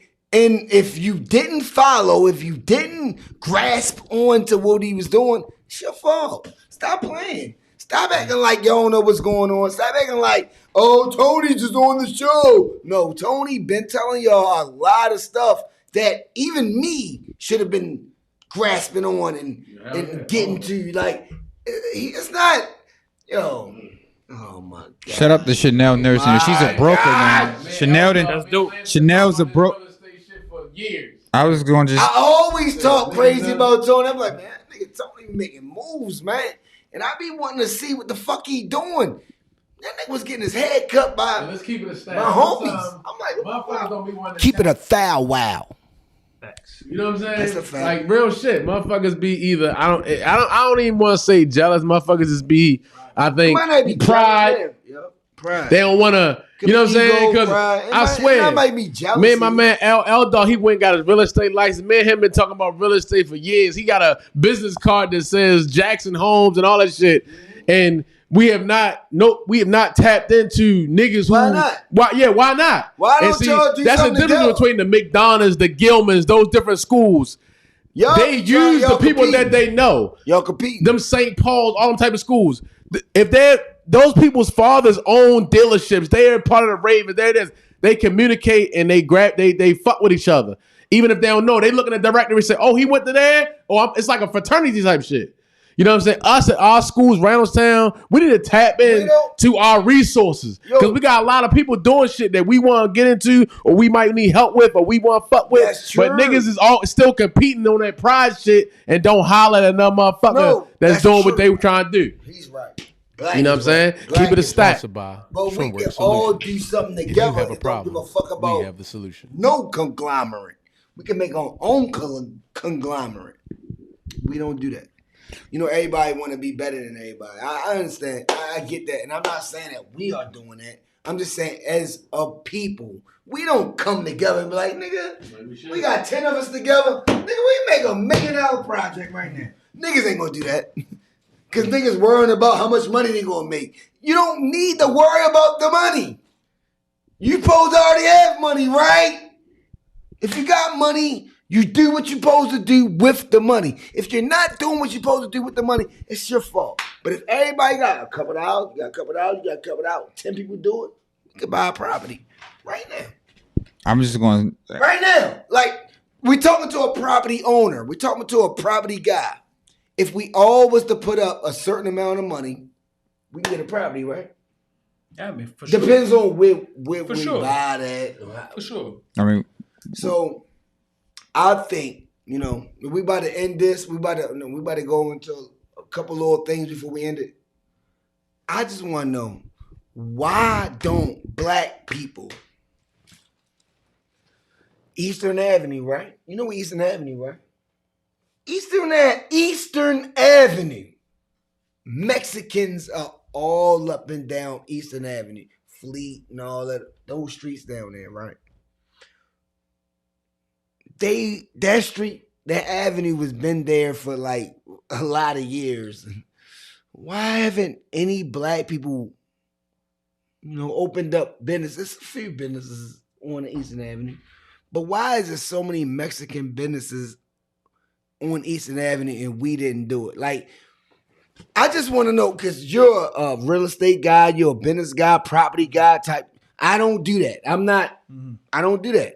I want to know, why is it so many businesses of Mexicans and Hispanics on Eastern Avenue and not blacks? Why didn't black people jump on it? What the hell happened? Are we dumb?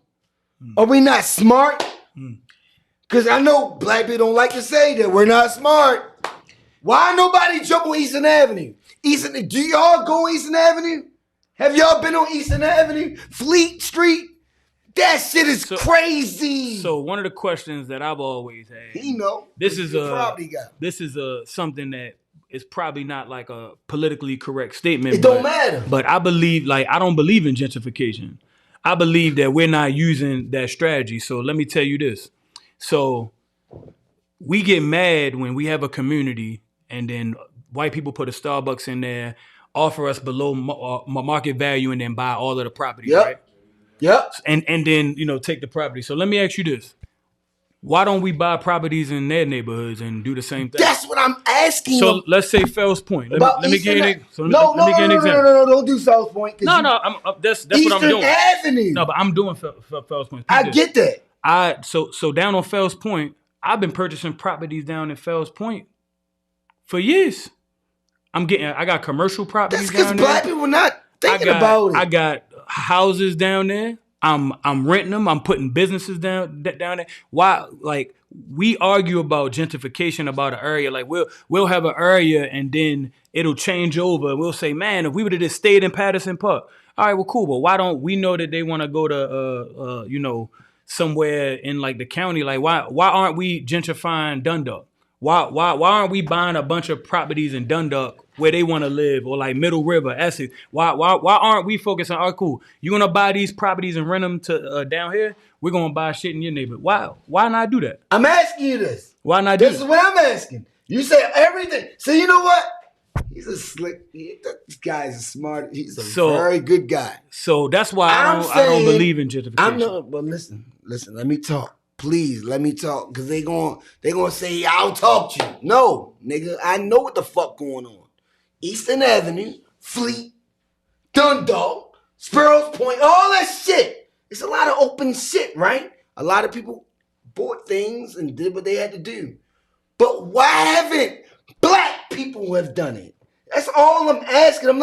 I know you know your things. I know you know your shit. I'm not challenging you when it comes down to knowing your shit. I'm saying, why didn't we buy anything? Like, why did nobody put niggas on? Like, yo, you could have 10,000 they got you this, 30,000 they got you this. Why niggas ain't do that?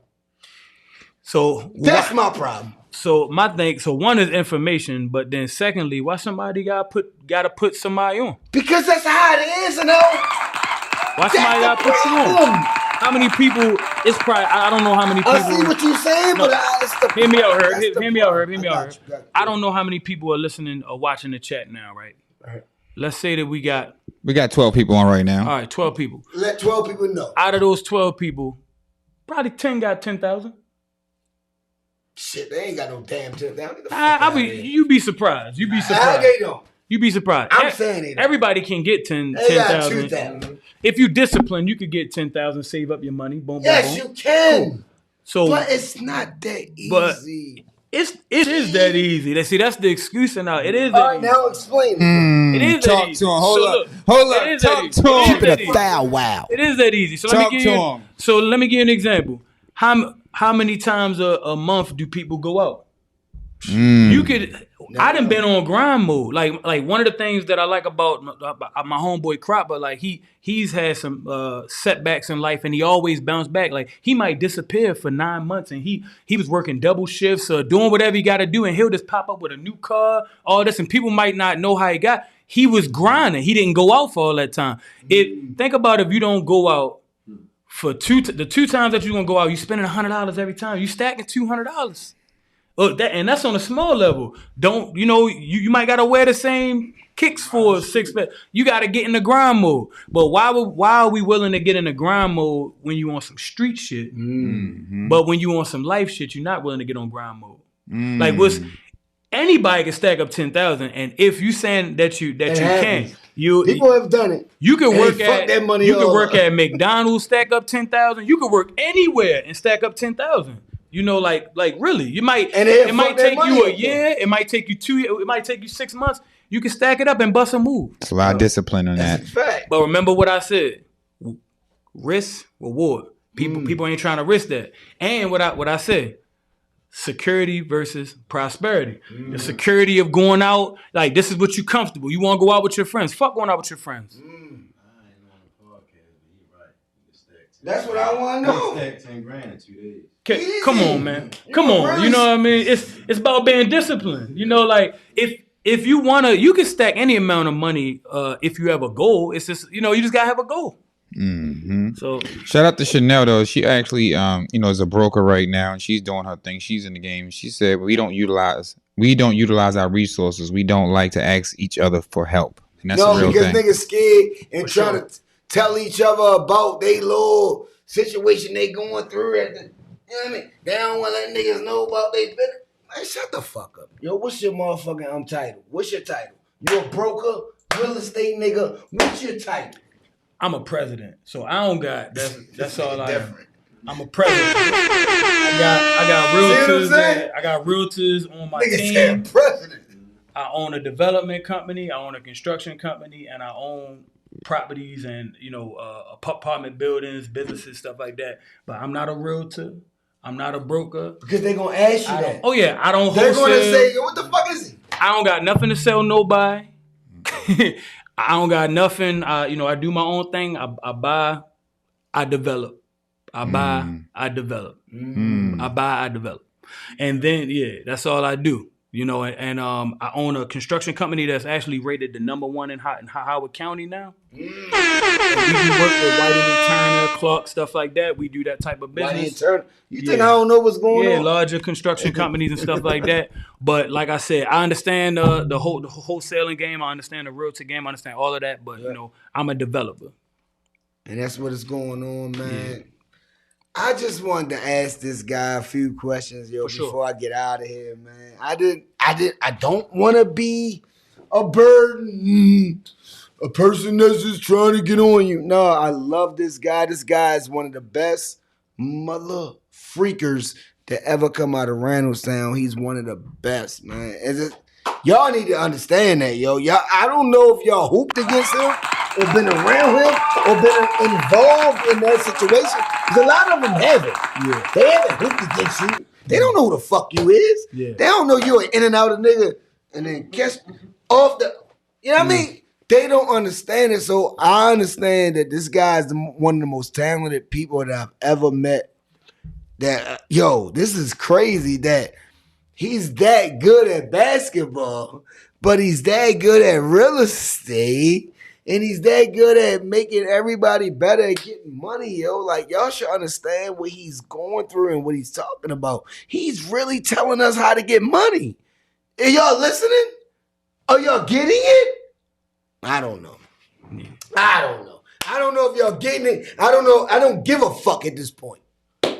But shout out to Tony. He's one of them. He's one of them. My man. I'm going to leave y'all with two things. One, my homeboy, Rel, I know he's like a friend of the show. Everybody need to start supporting that man to the fullest extent. Every move that he make, I got his back. That's a fact. Everybody need to start supporting him. This man been helping people for years, and he been doing this thing off his own dime, his own time. And in other communities, people get big support for stuff like that. They name streets for people like that. Everybody need to support, and stop saying that you're going to support for my kids. And for my kids already. Who your top 5 basketball players ever played the game, yo? Top 5. Top 5. Michael Jordan, #1. 1, of course. LeBron, Kareem tied for 2. That's 3. That's really 3. Magic 4. 4. Okay. And Kobe 5. Hey, yo, there's nothing wrong with that 5. Yo, I really love that 5. Yo, a lot of people do their 5s and I was ready to debate and argue. This nigga gave me a 5, man. Okay, shit. All right. The fuck am I gonna say? That's the best 5. All right. No Shaq. Hold up. No Allen Iverson. That's the crazy part. Because Shaq could dominate anybody, but it's cool. Yeah, that's my 5. I'm sorry, that's my 5. I'm just saying. I'm just saying. I just got to put something out there. Top 5 comedian movies, comedy movies. That's tough. Right now. Your top 5 Yours. It's not nobody else's. It don't matter about your 5. What's your 5 comedy movies? The funniest movies you've ever seen? All right, Friday. 1. Number 1. We get that. Don't Be a Menace. I love that. Yeah. 2. What's the joint with Robbie Downey Jr. played the dude with the black? He said, "I'm playing the brother who played the brother." Tropic Thunder. Yeah, Tropic Thunder. Yeah, Tropic. All Thunder. right, 3. Yeah, Tropic Thunder. What's another? Got 2 more. Tropic Thunder. Harlem Nights. 4. 4. One more. Harlem Nights. Give me And one more. 5. What's a little sneaky funny joint? One good one. Weezy, help me out. What you think? He gave me good 4. What's the joint with Will Ferrell and It's Step Brothers. fraternity? Old Will School. Ferrell's the best. Old school. Old Old school? Yeah, old school. I like that. Yeah, Will Ferrell. I like Will that. Ferrell, anything Will Ferrell. Yeah. Anything you can give me with Will Ferrell, I'm Hilarious. good. Hilarious. Because he's one of my best. He's one of my favorite, like, comedy guys ever. But, all right. I like that. I only did that. I did that on purpose. Yeah. 5. This nigga got 5. He gave me 5. I'm going to give you 5 basketball players right now, and we about to end it. I need 5 basketball players right now. I don't need you to be playing around. I need 5 best All right, basketball right now players. in the league, number 1 spot gotta be Giannis. He won the chip. I don't care. Thank what nobody you! say. He won the chip. He did! He deserved it. Thank you! KD, Giannis the best! KD number 2. 2. I know you're a KD guy. No, I'm not a KD. I actually don't like KD. But But why? I gotta respect it. You know, I mean, not that I don't like him, but that's really not my guy. play like yeah, KD. yeah. So KD's number 2. 2. I would say currently Got Giannis, KD. Braun and Steph are tied. I think Steph is having a better year, but I gotta, Braun is still, I think, a better player. And then 5th, I gotta give Joker, just because he the reigning MVP. Damn. And he been, The he Jokic? He killed. If you look at his numbers, he No, killed. Jokic. Yeah, so Yeah, he's I that. can't, He's that. Yeah. You would love to have him on your squad. 100%. So that's That nigga Steph is going off though, right? Yeah, that's why I said Trae Young I really going think Shut Braun better, but Steph is cooking, so I can't. Steph is going off. I'm not going to disrespect him. I can't hold you. He deserves it. Shout out to the Phoenix Suns too, man. Devin fucking Booker. Why are we talking? Yeah. How are we? Let's go. Tell I him. don't know what y'all want that. I think guy he to that do, though. man. I ain't gonna lie. I think Devin Yo, is that. that man, yeah, he the best. They got the number 1 record in the West. CP3. But Devin Booker's the one. He's the one doing this. Not Chris Hey yo. Paul. All right, yo. That's it. Since we doing top 5s, what about your top 5? Top 5 rappers of all time, Tone. Hold on, let's get his top 5 rappers. We got Top get 5 that. rappers of all time. Top 5 rappers of Top all 5. time. Number 1, Pop, no question. Damn. Damn. Not even up Number there. 1. Number 1. He's had the biggest impact. More It ain't people, easy. About to more get people real. have stole things from him than anybody else. It's about to get real. He's Number from 2, Jay-Z. Irvington. That's why you. Ho! Number 2, Jay-Z. Jay-Z. Jay-Z the blueprint for any young Ho. dude under 40. Like you trying to be on some Jay-Z shit. Number 3, Nas. I got Nas number Doc 3. Hove, no. Biggie number 4. 4. And if we just talking about bodies of work, he not up there with any of these guys lyrically to me, but his albums can stand with all of them. You got to put Kanye top 5. Damn! If you just talking about albums, I'm good with all that. his albums can stand with anybody. I was gonna say Kiss because No, Jada's in my top. Yeah. Jada's my Jada top 5 is is your top 5 Yeah. besides Kiss and Ye. I like- But Ye is right there too. Like Ye and got then some it's of the Drake best and then albums it's ever. Drake, Ye, Kiss. But Kiss is 5. I'm sorry, but Kiss is 5 for me. But you already know. I ain't know That's a That's good- why I that's a said good 5. lyrically he ain't up, but just on But the just as bodies of work. he can't compete with him. Yay. Nobody really. Jesus, I didn't know he was gonna say. not a bad 5. It was amazing. And That I was put a Pac great- number 1 because he is amazing. he has the biggest From influence out of Irvington, everybody. everybody from down there. Dudes got tattoos because of Pac. We know. We And got Pac. AI because Y'all of was Pac. smoking backwoods back in '94, man. Niggas when he smoking backwoods. Irvington was niggas who started that shit. I get it. Appreciate y'all having me, man. Appreciate it. Yeah, I just wanted to make sure my man was, locked and tight. This guy really, really come from the trenches, and he really, really came up out of the mud. What the nigga Drizzy say?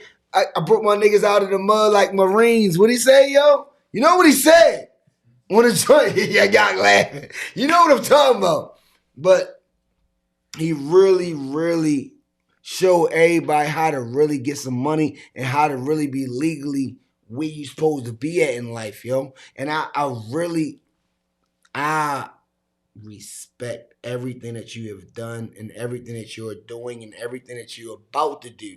Because niggas don't even know the future is way different than what's going to happen than what's going on now. You about to go take this shit to a whole nother level. I don't even know where you going to take it at. This nigga might be somewhere. I don't even know what the fuck he going to be at, yo. Give us your socials before you head out.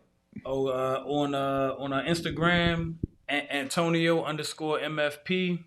Follow at MFP Homes. Anything MFP. If you see our signs up anywhere, you know that's us. Show us some love. I respect everything that you have brought to the table, man. You one of them guys. Appreciate y'all. Yo, how many grams in a brick? Oh, wow. That's it? A nigga said, it's a 1. It's a fucking 1,000, man. Stop playing with us, man. Howl at you when I smile at you.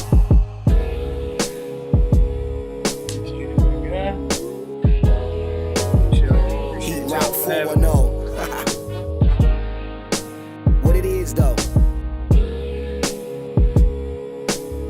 Take y'all on a journey. Notorious is glorious, victorious. Yeah, yo. I ain't asking for a friend, I need to know myself. And if you never ask, how would you know yourself? It's crazy how your parents know you more than you know yourself. Growth is good, it's important just to know your wealth. Don't let them take advantage like niggas who speak Spanish and you don't speak a lick of it. The game will make you trip a bit.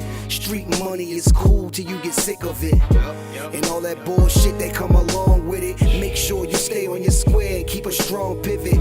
Cause them cruddy buddies, they'll do you ugly. And why every female favorite question is, do you love me? And if you knew better, baby, you would do better. And once you know better, you would show better. Most men want a housewife, but me, I love a go-getter. Your ex pussy wet, but that new pussy be so wetter. No lies detected, just get high and accept it. Go ahead, talk to him, y'all ain't beefing like that. Come on, Doug, why you being like that? Man, let's keep it a stack. Why you say it if you ain't mean it like that? And when you say him, you ain't give him no rap. Man, let's keep it a stack. You ain't gotta say you gon' be right back. Stop bluffing, shorty, keep it a stack.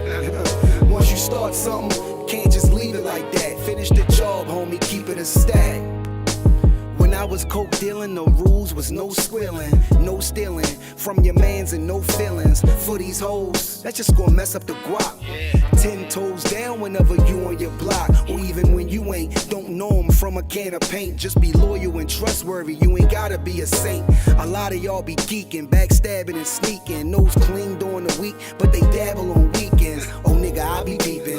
Your niggas might be sleeping, but I was trained to tread water in the deep end. Jellyfish sting, but them sharks will bite your head off. Run up on you while you park, get the dumping, then they slid off. The hood know who did it, now let's see if your homies with it. Or your name die in vain, cause one of your homies did it. Ain't no reason to kill your man over a kilogram. How you thinking y'all fam, then spin you like a ceiling fan. Go ahead, talk to him, y'all ain't beefing like that. Come on, Doug, why you being like that? Let's keep it a stack. Why you say it if you ain't mean it like that? And when you see him, you ain't give him no rap. But let's keep it a stack. You ain't gotta tell me you gon' be right back. Stop bluffing, shorty, keep it a stack.